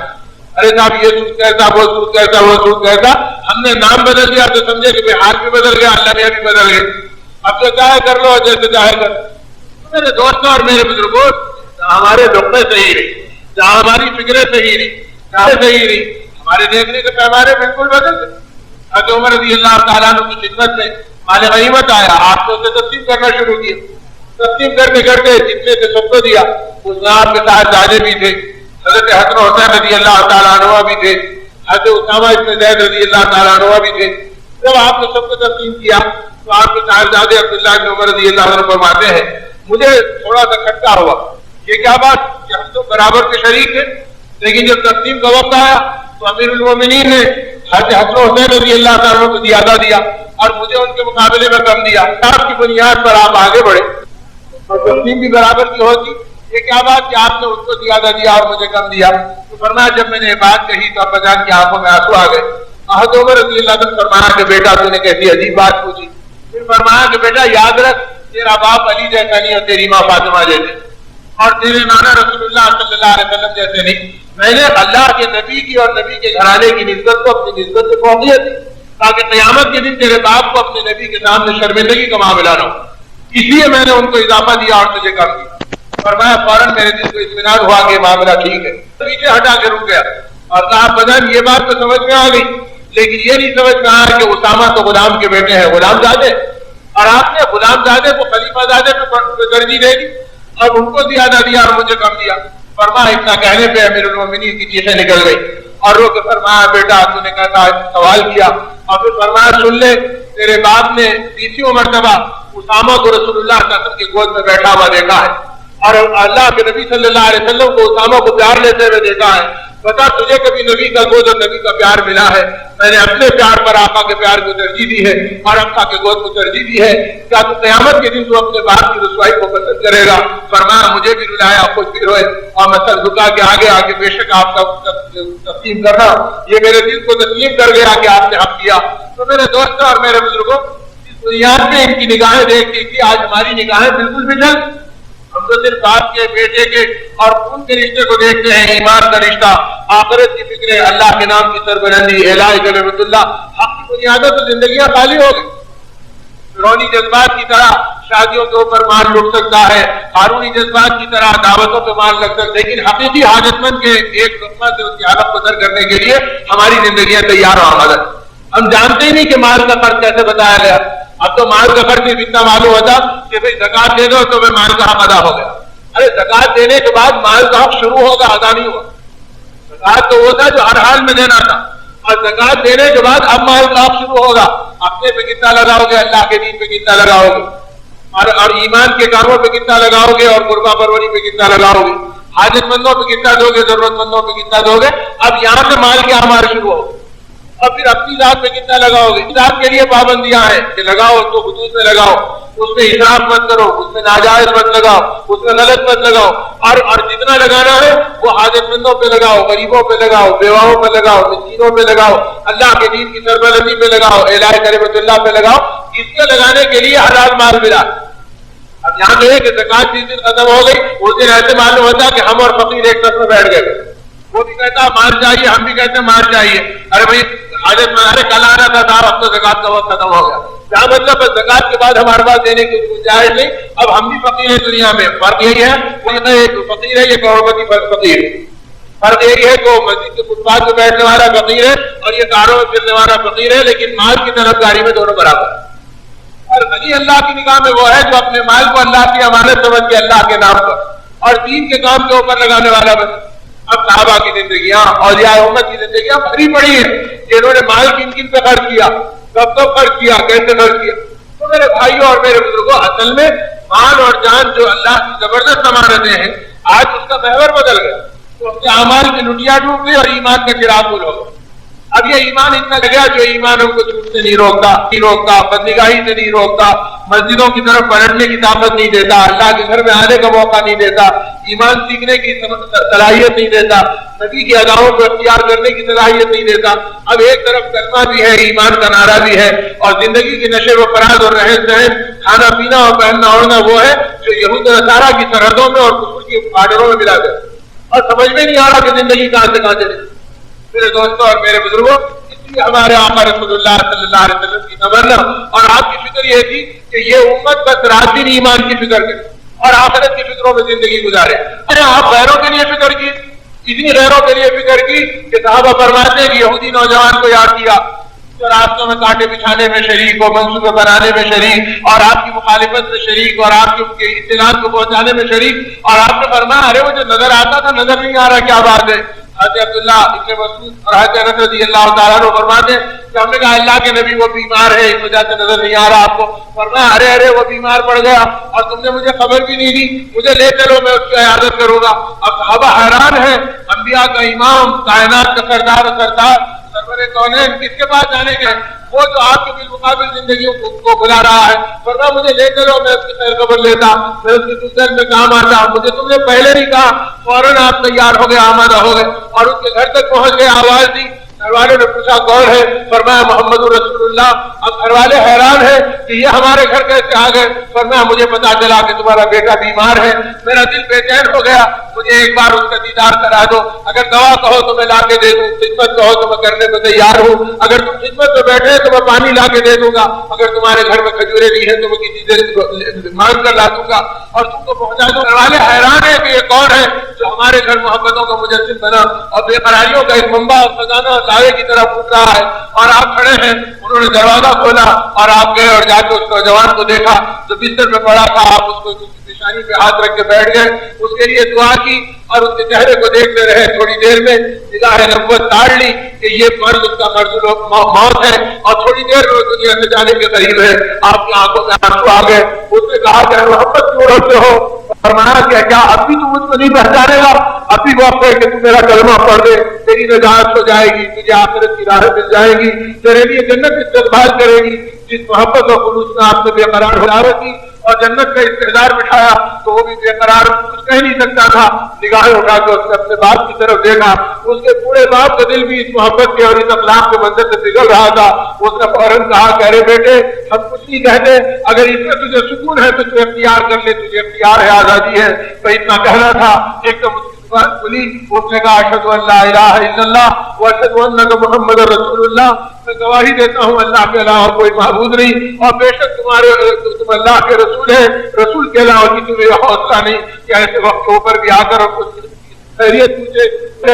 چوڑی اس سے کلمہ پڑا، ایک دم اس نے کھچی لی اور دنیا سے رخصت ہو گیا۔ چوڑی اس کا انتقال ہوا، رسول اللہ صلی اللہ علیہ وسلم بے قرار رونے لگے اور ہاتھ اٹھا کے فرمایا اے اللہ تیرا کرم ہے کہ تو نے نبی کے راستے سے ایک انسان کو جہنم سے بچا لیا اور اس کو جنت کی راہ دکھلا دی۔ تو اس رونے کے اور اس بے قراری کے منظر کو دیکھ کر پورا گھر بے قرار ہو گیا اور اس بوڑھے نے آپ کے دامن کو پکڑ لیا اور گھر کی عورتوں نے آہیں کھینچی اور کہا کہ اے محمد صلی اللہ علیہ وسلم اب تک تو ہم آپ کو بہت کچھ کہتے تھے لیکن ہم بھی اب آپ کو محمد رسول اللہ کہنے بے قرار ہیں۔ جو کلمہ ہم نے ہمارے بیٹے کو پڑھایا ہم کو پہلے 5 اس کے دفنانے کا انتظام کیا جائے گا۔ آپ نے پورے گھرانے کو ایمان کی دولت تسلیم کی۔ میرے دوستوں اور میرے بزرگوں، ہم اس نبی کے نام لیوا ہے جو دشمن اور غیروں کے لیے بے قرار ہوا اور ہم اس کے نام لیوا امتی ہو کر ہم اپنی اولاد کے لیے بے چین نہیں، ہم اپنی عورتوں کے ایمان کے لیے فکر مند نہیں، یہاں تک کہ خود ہم اپنے انجام سے بے خبر ہے کہ ہمارا انجام کیا بنے گا۔ ہم اپنے اعمال کو، ہم اپنے ایمان کے تقاضوں کو نہیں جانتے۔ وہ لاڈلے نبی ایک ایک کے لیے عمل کا نمونہ بنے اور ایک ایک کے لیے ایمان کی بے قراریوں کے مجسم بنے اور اس محنتوں کو لے کے دنیا میں بے قرار پھرتے رہے۔ آپ کی ایک شریف بہن تھی اور اس جگہ مکے کے اندر اس کو لوگوں نے کہا شیما تجھے یاد ہے اپنا شریف بھائی؟ وہ تو مدینے میں ہے اور بڑے آبتاب کے ساتھ ہے، سنتے ہیں کہ بڑے بڑے وفود آتے ہیں اور علاقوں کے بڑے بڑے قاصد اس کی قدموں میں آ کے بیٹھتے ہیں۔ اب تو ان کی طاقت اور ان کے تذکرے پورا فضاؤں میں چل رہے ہیں اور آسمانوں میں سنے جا رہے ہیں۔ کبھی تو نے بھی اپنے بھائی کو دیکھا؟ شیما نے کہا یہ تذکروں کو سن کر میرے دل میں کچھ گداہٹ پیدا ہوئی اور میرا جی چاہا کہ چلوں اور جا کر اپنے بھائی سے ایک بار ملاقات کر کے دیکھوں وہ مجھے بھی پہچانتا یا نہیں پہچانتا۔ تو شیما اپنے آبا و اجداد کے دین پر بے دینی پہ جمی ہوئی تھی، اپنے کر لیا اور کہتی کہ میں نے اونٹیوں پہ سواری کو اختیار کر کے سفر کیا اور مدینے کی راہ لی۔ یہاں تک کہ جب مدینے کے قریب پہنچی تو صحابہ کی ایک جماعت آئی، انہوں نے دیکھا کہ عورتوں کا ایک جھرمٹ ہے جو سواریوں پہ چلا آ رہا، انہوں نے روک کے پوچھا کہ یہ اجنبی کہاں کی ہے؟ تو شیما غریب بے بات بھی تھی، نہیں لگانا اور ہم سے آگے کسی اور بات کو نہیں پوچھنا، جا کے تمہارے نبی سے کہو تمہاری بہن ملنے کے لیے آئی ہے اور اس کا نام شیما ہے۔ اب یہ ایک دم سکتے میں پڑ گئے، یا اللہ آج ایک نئی بات ہم سن رہے ہیں۔ صحابہ پیچھے کو ہٹے، قافلہ ان کے پیچھے پیچھے چلا، وہ تیز تیز آگے آئے رسول اللہ صلی اللہ علیہ وسلم کی خدمت میں کہ رسول کچھ اجنبی عورتوں کا ایک جتھا آیا ہے، اور جب ہم نے ان کو روک کے پوچھا چاہا کہ تم کون ہو تو ان میں سے ایک نے کہا میرا نام شیما ہے اور میں تمہارے نبی کی بہن کو جا کے کہہ دو میں ملنا چاہتی ہوں۔ صحابہ کہتے ہیں حضور اکرم صلی اللہ علیہ وسلم نے سنا تو ایک دم آپ بے قابو ہو گئے خوشی سے اور آنکھوں کے اندر خوشی کے آنسو چمک گئے۔ فرمایا شیما آ گئی، شیما آ گئی، فرمایا اسے لے آؤ اور یہی لاؤ، میں یہی ان کا استقبال کروں گا اور یہیں پر ان کو بٹھاؤں گا اور ملوں گا۔ یہ کہہ کر آپ نے فرمایا کہ اس فرق کو اور اچھا کرو، صاف کرو تاکہ میں اپنے بہن کا استقبال کروں اور بہن کو اس کے اوپر محبت کے ساتھ بٹھاؤں۔ یہاں تک کہ شیما کہتی ہے ہم قافلے سے اترے تو مجھے دیکھتے ہی آپ کے روز سے میرا دل گھبرانے لگا کہ بڑے بڑے علاقوں کے ذمہ دار بیٹھے ہیں اور ملکوں کے وفود بیٹھے ہیں اور بڑے بھاری خاطر بیٹھے ہیں جو آنکھ میں آنکھ ملانے کے لیے تیار نہیں ہیں، اور نبی کی محبت کرنے والے صحابہ محبت میں اتنی عظمت اپنے آقا کی کرتے تھے کہ صحابہ میں کئی ایک ایسے ہیں کہ جب آپ اس دنیا سے پردہ فرما گئے تو لوگوں نے ان سے پوچھا اپنے نبی کا حلیہ بیان کرو تو رو کے فرماتے تھے کہ ادب میں کبھی نگاہ بھر کے اپنے آقا کو دیکھنے کا موقع نہیں ملا، جب آقا کسی اور طرف دیکھتے تو ہم اپنی نگاہوں کو اٹھا کے اپنے، جب آقا ہماری طرف دیکھتے تو ادب سے ہماری نگاہیں جھک جاتی، ہم اپنے آقا کی محبت میں ایک آنکھ بھر کے دیکھنے کے لیے بھی تیار نہیں تھے۔ ہم کیا بتائیں تمہیں اپنے آقا کا حلیہ؟ تو وہ ادب اور وہ محبت سے سارا دربار شیما کا دل پگھلنے لگا اور بدن ہیبت سے کپکپانے لگا۔ اللہ کے نبی صلی اللہ علیہ وسلم کھڑے ہو گئے اور فرمایا شیما آ جاؤ اور شیما آ جاؤ۔ جب وہ قریب آنے لگی اور ہیبت سے دی اور میں شیما اپنی سہیلیوں کو ادھر بٹھا دے اور تو میرے قریب آ کے بیٹھ جا، اور جب قریب بلایا تو بلانے سے پہلے ایک چادر منگایا، 2 چادریں منگائی اور 3 چادریں منگائی اور بار بار اس پر آراستہ کیا، اور جب تو فرماتی ہے میرے قدم ابھی کانپ رہے تھے کہ میں ایسے پیارے نبی کے قریب کیسے بیٹھ سکتی ہوں، میں گھبرا رہی تھی، ابھی میں پہنچنے نہیں پائی کہ رسول اللہ صلی اللہ علیہ وسلم کے جسم مبارک پر ایک چادر پڑی تھی، میرے بیٹھنے سے پہلے اور قدم اٹھنے سے پہلے آپ نے تیزی سے اپنی ردا کو کھینچا اور بٹھا کے فرمایا میری بہن تو اس کے اوپر بیٹھ جا، تو میری چیخ نکل گئی، میں نے کہا کہ آپ کی اس پاکیزہ چادر پر میرے قدم کیسے پڑیں گے؟ فرمایا شیما تو میری بہن ہے، وہ دن مجھے یاد ہے جب حلیمہ کے گود میں تو اور میں کھیلا کرتا تھا اور تو میرا بار بار خیال رکھا کرتی تھی، آجا میرے قریب بیٹھ جا۔ شیما کہہ تو گئی اطاعت میں، لیکن حیبت مجھ سے گئی نہیں اور گھبراہٹ مجھ سے جاری تھی، تو پھر آپ نے مجھے اور مانوس کیا اور فرمایا شیما وہ بچپن کے دن تجھے یاد نہیں ہے جب تو اور میں کھیلا کرتی تھی اور ایک مرتبہ محبت میں تو نے اپنے دانتوں سے گولی کے اوپر اور گھٹنے کے نیچے میرے حصے کو پکڑا تھا اور قدرا تھا جس سے دانتوں کے نشان بیٹھ گئے، دیکھ تیرے بھائی کے بدن پر ابھی تک وہ نشان موجود ہیں۔ یہ کہہ کر آپ نے اس نشان کو بتایا اور پیار کر کے فرمایا اپنے نشان کو کہ جب تو یاد آتی ہے تو میں تیرے دانتوں کے نشان کو پیار کر لیتا ہوں اور اپنی بہن کے لیے دعا دیتا ہوں کہ تو کہاں آیا، میری بہن تو اس کے اوپر بیٹھ گا، تو میری چیخ نکل گئی، میں نے کہا کہ آپ کی اس پاکیزہ چادر پر میرے قدم کیسے پڑیں گے؟ فرمایا شیما تو میری بہن ہے، وہ دن مجھے یاد ہے جب حلیمہ کے گود میں تو اور میں کھیلا کرتا تھا اور تو میرا بار بار خیال رکھا کرتی تھی، آجا میرے قریب بیٹھ جا۔ شیما کہتی ہے میں بیٹھ تو گئی اطاعت میں، لیکن حیبت مجھ سے گئی نہیں اور گھبراہٹ مجھ سے جاری تھی، تو پھر آپ نے مجھے اور مانوس کیا اور فرمایا شیما وہ بچپن کے دن تجھے یاد نہیں ہے جب تو اور میں کھیلا کرتی تھی اور ایک مرتبہ محبت میں تو نے اپنے دانتوں سے گولی کے اوپر اور گھٹنے کے نیچے میرے حصے کو پکڑا تھا جس سے دانتوں کے نشان بیٹھ گئے، دیکھ تیرے بھائی کے بدن پر ابھی تک وہ نشان موجود ہیں۔ یہ کہہ کر آپ نے اس نشان کو بتایا اور پیار کر کے فرمایا اپنے نشان کو کہ جب تو یاد آتی ہے تو میں تیرے دانتوں کے نشان کو پیار کر لیتا ہوں اور اپنی بہن کے لیے دعا دیتا ہوں کہ تو کہاں ہے، کہتی ہے تیرا کیا حال ہے، میں تیرے لیے بے خبر رہتا ہوں۔ شیما کہتی ہے کہ اتنی محبت کی، اتنے اخلاق کے نظارے پیش کیے کہ میرا دل پگھل گیا اور تھوڑی دیر کے بعد میں نے کہا اے میرے بھائی آئی تو تھی ملنے کے لیے، اور گمان یہ تھا کہ شاید آپ مجھے پہچانیں گے بھی نہیں، لیکن آپ کے اخلاق، آپ کی محبت برقراری دیکھ کر مجھے اجازت دے دو، میں بھی محمد رسول اللہ کہنا چاہتی ہوں۔ یہ کہہ کر کلمہ پڑھا اور اسلام کو قبول کیا۔ اللہ کے نبی صاحب سجدے میں گر گئے اور رو کے فرمایا، اے اللہ تیرا کیسا کرم ہے کہ تو نے میری بہن کو جہنم سے بچا دیا اور اسے جنت کی راہ دکھا دی اور اس کو کلمہ دے دیا۔ پھر آپ نے رو کے فرمایا، اے میری بہن اگر تو چاہے تو تیرا مدینے میں قیام کا انتظام کر دوں، اور اگر تو جانا چاہے تو میں تیرے سفر کا انتظام کر دوں۔ شیما نے رو کر کہا، اے اللہ کے حبیب اب میں آپ کے قدموں سے جانا نہیں چاہتی، لیکن کیا کروں، ایک قبیلے کے قبیلے اور قافلے کے قافلے میرے منتظر وہ جاننا چاہتے ہیں کہ آپ کے ساتھ میرا کیا سلوک رہا۔ اب میں آپ کے اس پیغام نبوت اور رسالت کو پہنچاؤں گی، مجھے اجازت دیجیے کہ میں مکے کو جاؤں۔ اللہ کے نبی صاحب کھڑے ہو گئے، فرمایا سواری لاؤ، اور اپنی پسندیدہ اونٹیوں میں ایک اونٹی کا انتخاب کیا، اس سے اپنے ہاتھوں سے کجاوا کسا اور اپنے ہاتھوں سے اپنی بہن کو بٹھایا۔ فرمایا عائشہ جو چیزیں ہیں لا کے ہدیے میں دے دے، اور پورے گھرانوں سے ہر پسندیدہ چیز منگائی۔ شیما کہتی اتنے ہدایے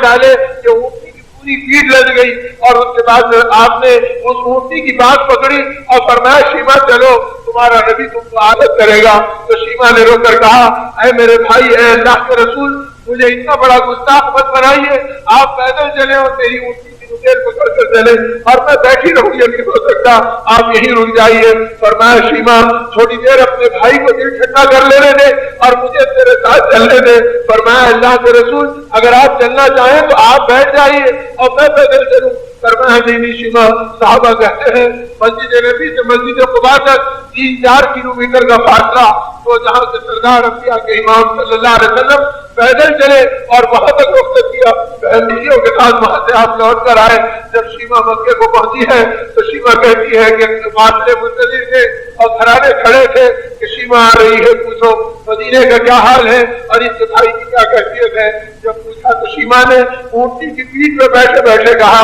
اے لوگوں، اس زمین و آسمان کی آنکھوں نے اب تک کسی ایسے بھائی کو دیکھا نہ قیامت تک دیکھے گی جیسا بھائی اللہ نے مجھے دلایا۔ وہ بے شک اللہ کے رسول ہیں اور سچے اور امین ہیں، اور ان کی محبتیں ایسی اور ان کے اخلاق ایسے۔ تو فرمایا میری اونٹی کی پیٹھ سے اترنے سے پہلے 300 عورتوں اور مردوں نے کلمہ اور اسلام میں داخل ہوئے ہیں، جس کی اطلاع آقا کو ملی تو آپ بے قرار ہو گئے۔ میرے دوستوں اور میرے بزرگوں، اس نبی کے نام لیوا اللہ نے آپ کو اور ہم کو بنایا ہے جس نے عمل کے خزانے لٹائے، ایمان کی بہاریں بتائی، آخرت کی راہیں دکھائی، مغفرت کی دولتیں ملنے کا سراغ بدلایا اور جینے کا صحیح ذوق ہم کو سکھایا۔ لیکن ہائے افسوس کہ ہم لٹ گئے، ہمارا ذوق بدل گیا، ہماری خواہشات بگڑ گئی، دشمنوں نے ہمیں اجڑنے کی انتہا پہ پہنچا دیا، اور یہود و نصارہ کی تہذیب نے ہمارے ایمان کو داؤ پر لگا دیا، اور خواہشات نے ہمارے دل کے انوار کو چھین لیا، اور ہمیں کہیں کا نہیں رکھا کہ ہم ایمان جانتے، اپنی حیثیتوں کو جانتے۔ ایمان والے کے لیے بلوں کی چونٹیاں دعا کرنے پہ مقرر کی گئی اور سمندر کی مچھلیاں ہماری مغفرت کی دعا پہ معمول کی گئی۔ وہ ایمان والا خود اپنی مغفرت سے محروم ہو گیا اور وہ خود اپنی دعاؤں کے ذریعے سے بالکل غافل ہو گیا۔ ہمیں خود پتا نہیں کہ ہم کس کام کے لیے پیدا کیے گئے۔ اگر ہم اپنے نبی کے کام کو اپنا کام بنا لیتے اور جیسے آقا نے فرما دیا کہ دیکھو میں تمہاری ان فکروں کے لیے آیا ہوں، تو ہم بھی اس کام کو اپنا کام بنا لیتے، خدا غیبی مدد کے دہانے کھول دیتے اور خدا ہر ذلت کو عزت سے بدل دیتے۔ اور جب تک یہ امت اپنے نبی کے راستے کی ذلتوں کو عزت نہیں سمجھے گی، ذلت کو قدر ہو جائے گی، اور جس دن اس میں عزت سمجھ کے قدم اٹھائے گی، خدا ہر ذلت کو کافور کر دیں گے اور عزتوں کی بلندی پر اللہ ہمیں پہنچا دیں گے۔ اس لیے آقا دو جہاں صلی اللہ علیہ وسلم ہمارے لیے بے قرار رہے کہ میرا کوئی امت ذلت راہ پر نہ جائے، راتوں میں ہمارے لیے بے چین، دن میں ہمارے لیے غمزدہ۔ اما جان عائشہ رضی اللہ عنہا فرماتی ہیں تھکے ہارے آئے اور عشاء کے بعد اپنے کمرے میں حجرے مبارک میں پہنچے، لیٹ گئے، لیکن امت کی یاد آئی تو بے چین ہو گئے۔ فرمایا عائشہ چھوڑ، مجھے میرے رب کے سامنے کھڑے رہنے دے، مجھے امت کی یاد ستاتی ہے، اور لحاظ سے نکل گئے۔ اللہ کی بات بات کر کھڑے ہوئے، کہاں ہماری زندگی میں کبھی ملنے والی راتوں کی چند نوافل اور کہاں لاڈلے نبی کی پوری راتیں اللہ کی بارگاہ میں گزرانا۔ فرمایا اتنا کھڑے رہے کہ پیر مبارک متورم ہو گئے، پھول گئے، اور کیا تو ایک لامہ سجدے میں امت کو یاد کرتے خدا کی بارگاہ میں پڑ گئے، تو تڑپتے تڑپتے ہچیاں بھی رک گئی اور اتنا طویل سجدہ کیا تو مجھے ڈر ہونے لگا کہ آقا ہیں یا اپنے اللہ سے ملاقات کر گئے۔ میں حالت نماز میں آپ کے تلوے پر ہاتھ رکھ دیا، یہاں تک کہ جب گرمی محسوس ہوئی پیر مبارک کی تو بالکل تسلی ہوئی۔ رات پوری گزر گئی، صبح ہو گئی، فجر کی اذان نے مسجد نبی میں دے دی اور اس کے بعد صحابہ بےچین ہے کہ آپ نمودار ہوتے اور اب رونق افروز ہوتے، اب رونق افروز ہوتے، یہاں تک کہ سیدنا بلال نے در اقدس پہ چلنا شروع کر دیا اور الصلاۃ خیر من النوم، الصلاۃ خیر من النوم کی پکار لگائی۔ رسول اللہ صلی اللہ علیہ وسلم نے سجدہ مبارک سے سر اٹھایا اور سر مبارک اٹھا کر سلام پھیرا اور اپنے آنسوؤں کو پوچھتے ہوئے باہر آئے اور فرمایا بلال تمہارا الصلاۃ خیر من النوم گزارنا تمہارے نبی کو اتنا پسند آیا، آج سے ہر دن کی اذان میں تم اس کو شامل کر دو۔ گویا یہ اس رات کے بعد کی فجر کی اذان ہے اور اثر النوم کی آواز ہر دن امتی کو یاد دلاتی ہے۔ یہ کلمات اس وقت نکلے تھے جب تمہارا نبی تمہاری محبتوں میں بے قرار تھا اور غم میں ڈوبا ہوا تھا۔ کوئی ماں تمہاری محبت میں اتنا نہیں ڈرتی اور کوئی باپ تمہارے لیے اتنا محبتوں میں بے قرار نہیں ہوا جتنے انبیاء کے امام رحمت عالم محمد رسول اللہ صلی اللہ علیہ وسلم تمہارے لیے بے قرار ہوئے اور پوری رات تڑپ تڑپ کے گزاری۔ پھر فرمایا بلال کیا تمہارا گمان ہے کہ تمہارا نبی سو رہا تھا؟ فرمایا نہیں، امت کا غم تمہارے نبی کو بے چین کیے ہوئے تھا۔ میں اللہ سے مانگنے میں سجدے میں پڑھا تھا، اے اللہ میری امت میں کرم فرما دے، یہ کمزوری ہے اس پر عبادت فرما لے۔ میں امت ہی کے لیے مانگ رہا تھا اور میں امت ہی کے لیے اللہ کے سامنے بلبلا رہا تھا۔ میرے دوستوں اور میرے بزرگوں، جس لاڈلے نبی نے ہماری محبتوں میں اپنے آپ کو اتنا تڑپایا ہو، اتنا جھلایا ہو کہ ہر قدم پر امت ہی سامنے ہو اور امت کے علاوہ کسی اور کو اپنے سامنے نہیں رکھا، یہاں تک کہ وہی اما جان عائشہ رضی اللہ تعالیٰ فرماتی ہے اللہ کے لاڈلے نبی آئے اور چہرے مبارک کھلا ہوا تھا، میں آگے بڑھ کر آپ کے دامن مبارک کو تھاما اور فرمایا اللہ کے رسول آج عائشہ کو کوئی ایسی دعا دیجئے جس دعا کو اس سے پہلے عائشہ کے کہا۔ حضور اکرم صلی اللہ علیہ وسلم نے عائشہ کی درخواست کو قبول فرمایا اور فرماتی ہے کہ اللہ کے لاڈلے نبی کے ہاتھ اٹھے، جب مجھے دعا ملنے لگی اور کانوں میں آواز پڑنے لگی تو پڑھتے مسرت سے میں بے قابو ہو گئی اور ہمارے محبت سے میں کمرے میں گھومنے لگی، جھومنے لگی، دوڑنے لگی۔ اللہ کے لاڈلے نبی نے فرمایا عائشہ کیا ہو گیا؟ اس سے پہلے کبھی اس حال میں میں نے تجھے نہیں پایا۔ فرمایا اللہ کے نبی میرے قسمت کہ میرے حق میں اللہ کے پیارے نبی کی زبان سے وہ دعائیں ملی ہے جس دعاؤں کو اس سے پہلے کانوں نے نہیں سنا۔ تو قربان جائے ہمارے ماں باپ سے اس لاڈلے اور شفیع نبی نے اما جان عائشہ رضی اللہ تعالیٰ عنہ اپنی شہیدی بیوی سے فرمایا عائشہ جس دعاؤں کو تیرے کانوں میں آج پہلی مرتبہ سنا ہے سن لے، میں اپنی امت کو روزانہ 5 مرتبہ دعائیں دیا کرتا ہوں۔ میرے دوستوں اور میرے بزرگوں، جس امت کو آقا نے اتنا یاد کیا ہو اور اتنا ہمارے لیے مانگا ہو اور اتنا ہمارے لیے اپنے آپ کو تڑپایا ہو اور آج وہ امت اپنے نبی کے لیے تڑپنے والی نہیں بنی اور نبی کے دین کو اپنے سینے سے لگانے والی نہیں بنی، آج امت کا کتنا طبقہ ہے ذرا نگاہ اٹھا کر دیکھو اور ذرا دل کھول کے قدم اٹھا کر سوچو تو قدم قدم پہ نظر آئے گا۔ آج امت کا ایک طبقہ ہے جو اپنے آپ کو مسلمان کہتا ہے لیکن ایسے شفیع نبی کا نام تک نہیں جانتا اور جب ان کو جوڑ کے بات کرتے ہیں تو دین گفتگو میں کھڑا ہو جاتا ہے اور کہتا ہے تم بار بار حضرت محمد صلی اللہ علیہ وسلم حضرت محمد صلی اللہ علیہ وسلم کہہ رہے ہیں، آخر کس کا نام لے رہے ہم نہیں جانتے کہ یہ کون ہے؟ ارے یہی ہمارے نبی ہے۔ وہ کہتا نبی کس کو کہتے ہیں؟ تو آج وہ امت جس کے نبی ہے اور آقا نے اپنے آپ کو بلایا ہو وہ امت اپنے نبی کے نام سے بھی بیگانہ ہو گئی، مر رہی ہے تو اس کو جنازے کی نماز پڑھانے والا کوئی نہیں مل رہا، بغیر غسل سنایا جا رہا ہے اور امت کی پیشانی کو شکن نہ ہے اور ہم کو پیٹ اور ٹیب عزیز بنا رہے۔ میرے دوستو یہ سب سے بڑا بدعمل ہے اور ہم سب سے بڑے جرم اسی کے شکار ہیں کہ ہم اپنی اس مجرمانہ غفلت کو غفلت نہیں سمجھتے کہ ہم نے نبی کے کام کو اپنا کام نہیں بنایا اور ان اعمال کو ہم نے نہیں سوچا اور کل قیامت کا دن ہوگا اور آقا دو جہاں محمد رسول اللہ صلی اللہ علیہ وسلم حوض کوثر پر کھڑے ہوں گے اور امتی بیٹھے ہوگا آقا کی شفاعت کے پانے کے لیے اور اس وقت کرتے گے کہ آقا کے قدموں میں چلے جائیں اور آپ کی شفاعت و سفارش کو پالیں۔ اگر اس دن اس لاڈلے نبی کے شہید صحابہ ہوگا حضرت حمزہ رضی اللہ عنہ ہو، ارے تمہارے لیے ہمارے سینے چیرے گئے، ہمارے کلیجے کو غیروں نے کچا چبایا تھا اور ہمارے ناک و کان کو کاٹا تھا اور اس کا ہار بنا کے گلے میں پہنا تھا۔ ہمارے بچے مدینے کی گلیوں میں یتیم پھرتے تھے تو کوئی ان کے سروں پہ ہاتھ رکھنے والا نہیں ملتا تھا، ہماری عورتیں بیوگی میں تڑپتی تھی تو کوئی ان کو دلاسا دینے والا نہیں ملتا تھا اور تم ایسے سب دل نکلے کہ تم نے نبی کے طریقوں کا کلیجہ دبایا اور غیروں کے طریقوں کا ہار بنا کر اپنے گلے میں پہنا اور آج تم ہمارے قریب آ رہے ہو۔ میرے دوستوں اور میرے بزرگوں، اگر وہ دن ایسا سامنا پڑ گیا تو یہ آنکھیں بے نور ہو جائیں گی اور یہ تمہارے بالکل گویا ثابت ہو جائے گی اور یہ قدم لڑکھڑا جائیں گے اس سے پہلے کہ یہ وقت آئے. ابھی توبہ کا وقت باقی ہے کہ آج بھی ہدایت کی محنت کر لے, آج بھی دعوت کے راستے سے اپنی زندگی میں اعمال صالحہ کو وجود دے لے, آج بھی ایمان کی محنتوں کو اپنا کام بنا لے اور اللہ کے راستے کی نقل و حرکت کو اپنی زندگی کا ذوق بنا لے. اپنی عورتوں کو, اپنے بچوں کو ایمان کی وہ محنتوں میں ڈال دے جن محنتوں میں کبھی معصوم بچے بھی ایمان کے لیے بے قرار تھے اور گود کے بچے بھی دین کی محنتوں کی تربیت پا رہے تھے. اور آج میرے دوستوں اور میرے بزرگوں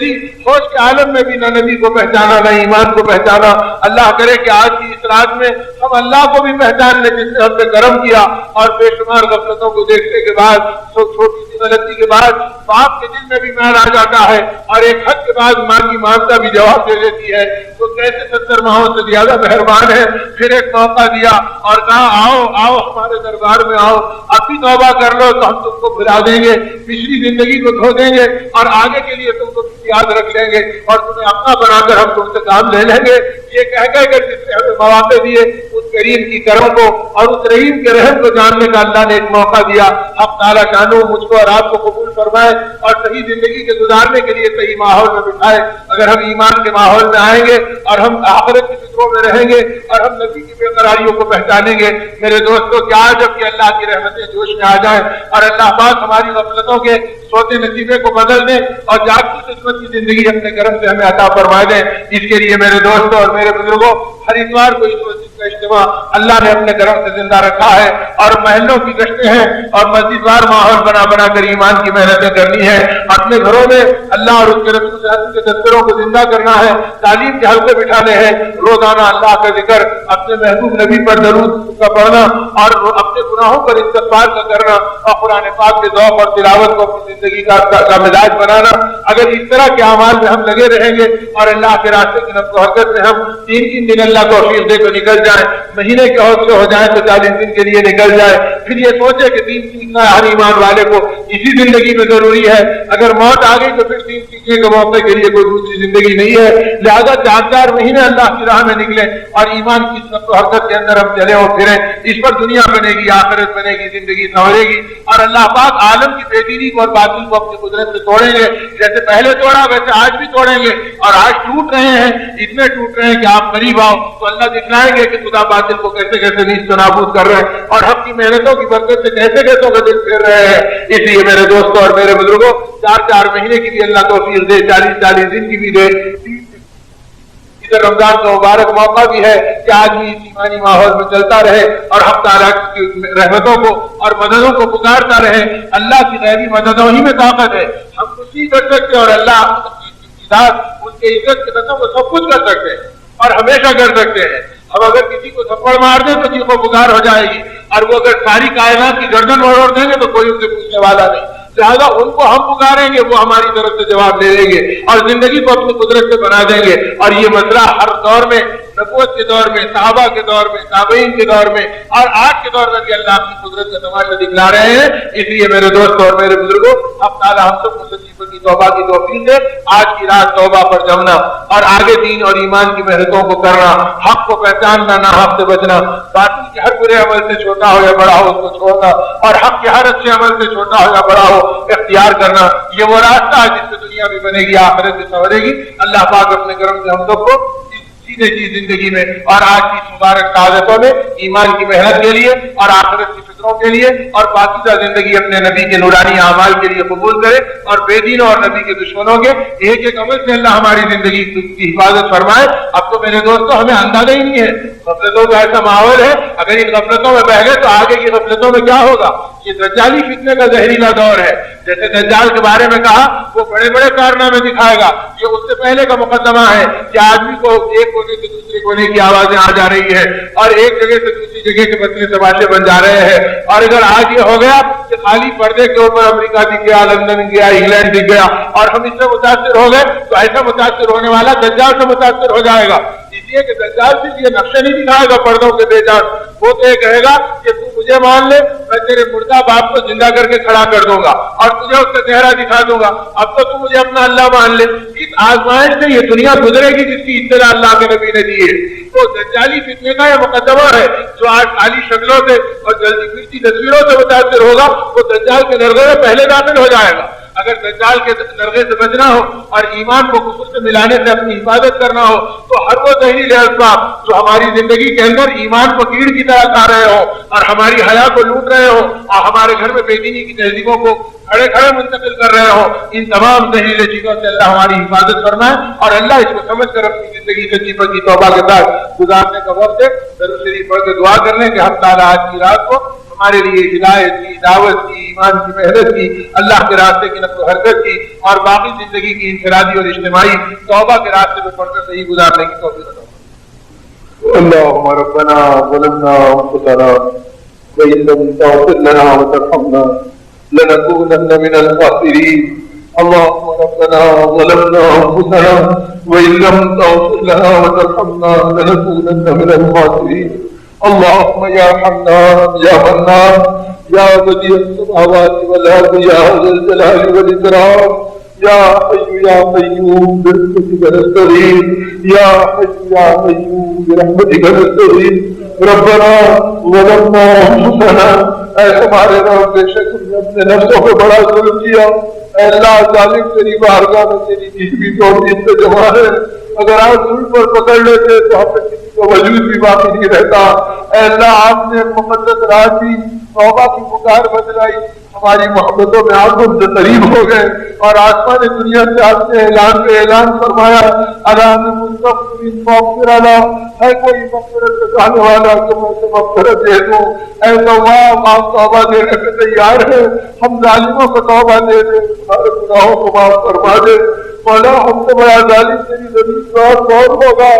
آپ نے ہمیں پتا نہیں بنایا، بندی نہیں بنایا، اے اللہ آپ نے ہمیں غیروں کے گھر میں نہیں پیدا کیا اور بیٹی پیدا کر کے اللہ ناپاکی میں مبتلا نہیں کیا۔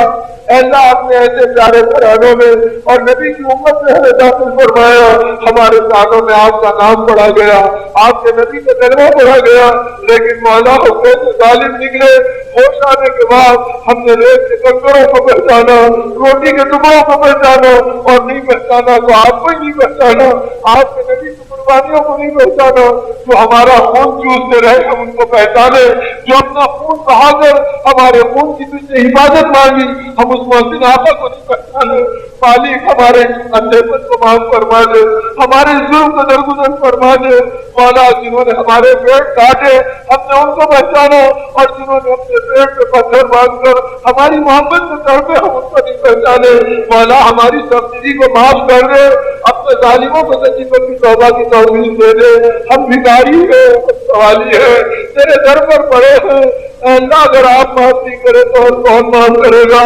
کوئی لم تغفر لنا وترحمنا، اے اللہ اگر آپ نے معاف نہ کیا اور آپ نے رحم نہ کیا تو مالک آپ کے عزت کی قسم کوئی رحم کرنے والا نہیں ہے۔ اے اللہ کس کے ماتھے پر کس کے دوست پہ جا کے ماتھا رگڑیں گے اور کس کے در میں جا کر بھیک مانگیں گے؟ مولا اگر آپ نے جھٹلا دیا تو کوئی سینے سے لگانے والا نہیں ہے۔ اے اللہ اب آپ غیروں کا حوالے مت کیجیے، بہت زندگی گزر گئی تیرے غیروں کی چوکھٹ پر۔ اے اللہ آپ کیا روٹ گئے؟ ساری دنیا روٹ گئی، زمین روٹ گئی، آسمان روٹ گیا، کوئی ہمارا سہارا نہیں رہا۔ اے اللہ ہم بے آسرا، بے یاروں مددگار تھے، اے بے آسروں کی آسرا، اے بے یاروں کے مددگار، اے غمخاروں کی آخری پکار، اے ماں ملکہ، اے اللہ اپنی عزت کی قسم نہ مال کا سہارا چاہیے نہ ملک کا سہارا چاہیے۔ اے بے آسروں کے آسرا اپنا آسرا دے دے، اپنے سہارے میں لے لے۔ اے اللہ دلوں کو کھول لیجیے۔ اے اللہ جب آپ نے کہا تو بتوں کے اندر سے کلمے کی آواز نکلوائی ہے۔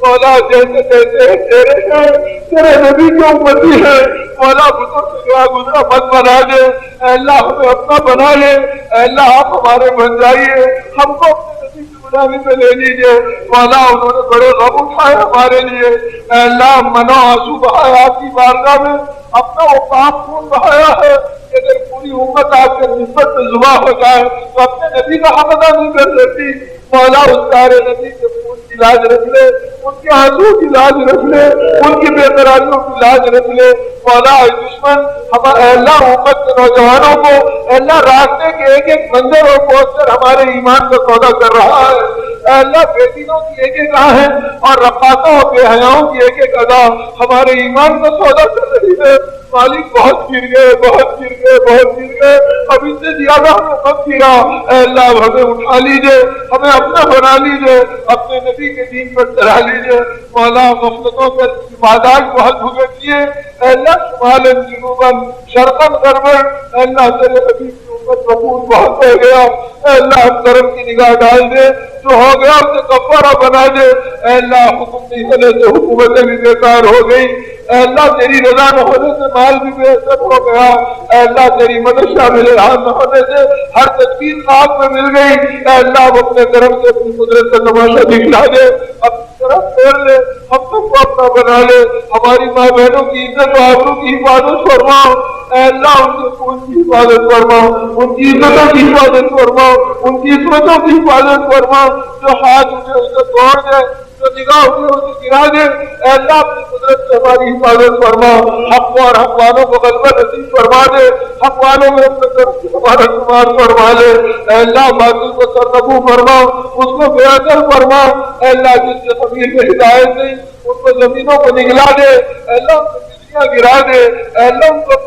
سے بغیر تیری رضا تماشا دکھلا دے۔ مولا یہ فیصلے کی رات ہے، اے اللہ ہمارے معاف فیصلہ فرما دے، ہمارے اور تیرے مقابل کے لیے اپنی مخالفت کا فیصلہ فرما دے۔ مولا ہمیں معاف فرما، ہمیں معاف فرما، ہمیں معاف فرما، ہماری یادیں ہمارے دل سے تباہ ہیں، اے اللہ ہر عمل تیرے غضب کو بھڑکانے والا ہے، اے رحیم رحم فرما، اے رحیم رحم فرما، اے اللہ ہمیں اپنی شوقتوں میں بتاؤ، ہم پر کرم فرما، ہمارے مقصودوں کو سردا پودا فرما، ہمارے بیماروں کو سردا فرما، اے اللہ ہماری ہر ضرورت سے کی جنت کی صاحب کو اپنی قدرت سے پورا فرما دے میرے بہلاؤ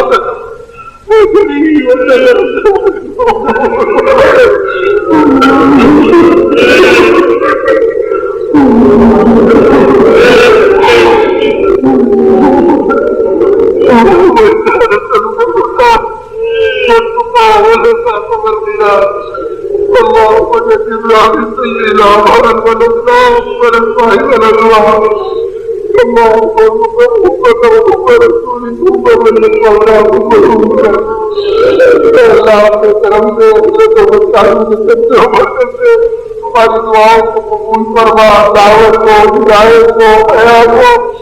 اخلاق کو، اخلاص کو عطا فرما، فقر سے، نفاق سے، کبر سے، رضائل سے ہماری حفاظت فرما۔ اے اللہ ہم صحت نصیب ملاؤ، زندگی میں آپ نے ان کے بارے میں برکت نصیب فرما۔ اے اللہ ہر پر امت کی حفاظت فرما۔ اے اللہ حضرت کی عمر میں، صحت میں، محبت میں، مرادت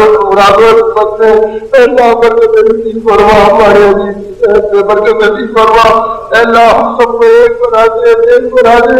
اس امت کو دشمنوں نے بہت کاٹا، بہت ٹکڑے ٹکڑے کیے، مولا ابھی اگر ہم نے تیرے نسبت سے اپنے آپ کو ایک نہیں بنایا تو مولا سب بنیں گے، اگر بہت حفاظت ہوگی تو خبر گزر جائے گی۔ ہمارے مذہب کی مغفرت فرما، ہمارے ماں باپ کی، بھائی بندوں کی، اساتذہ کی، دوستوں کی جو دنیا سے گزر گئے ان کی قبر میں کروٹ نصیب فرما۔ اے اللہ اس کے قبول مراقب کی جگہ بنا، آج کی زیارتوں کو حاضری کو اے اللہ اپنے کرم سے بہانے اور مغفرت کی ترقی کا اور جنت کے بغیچوں کا سبب بنا۔ اے اللہ سارے جی کی تمنا مرادوں کو آخر میں پوری فرما۔ صلی اللہ تعالی علیہ وسلم ضروری ہوتی ہے ایک نہیں رحمتی کا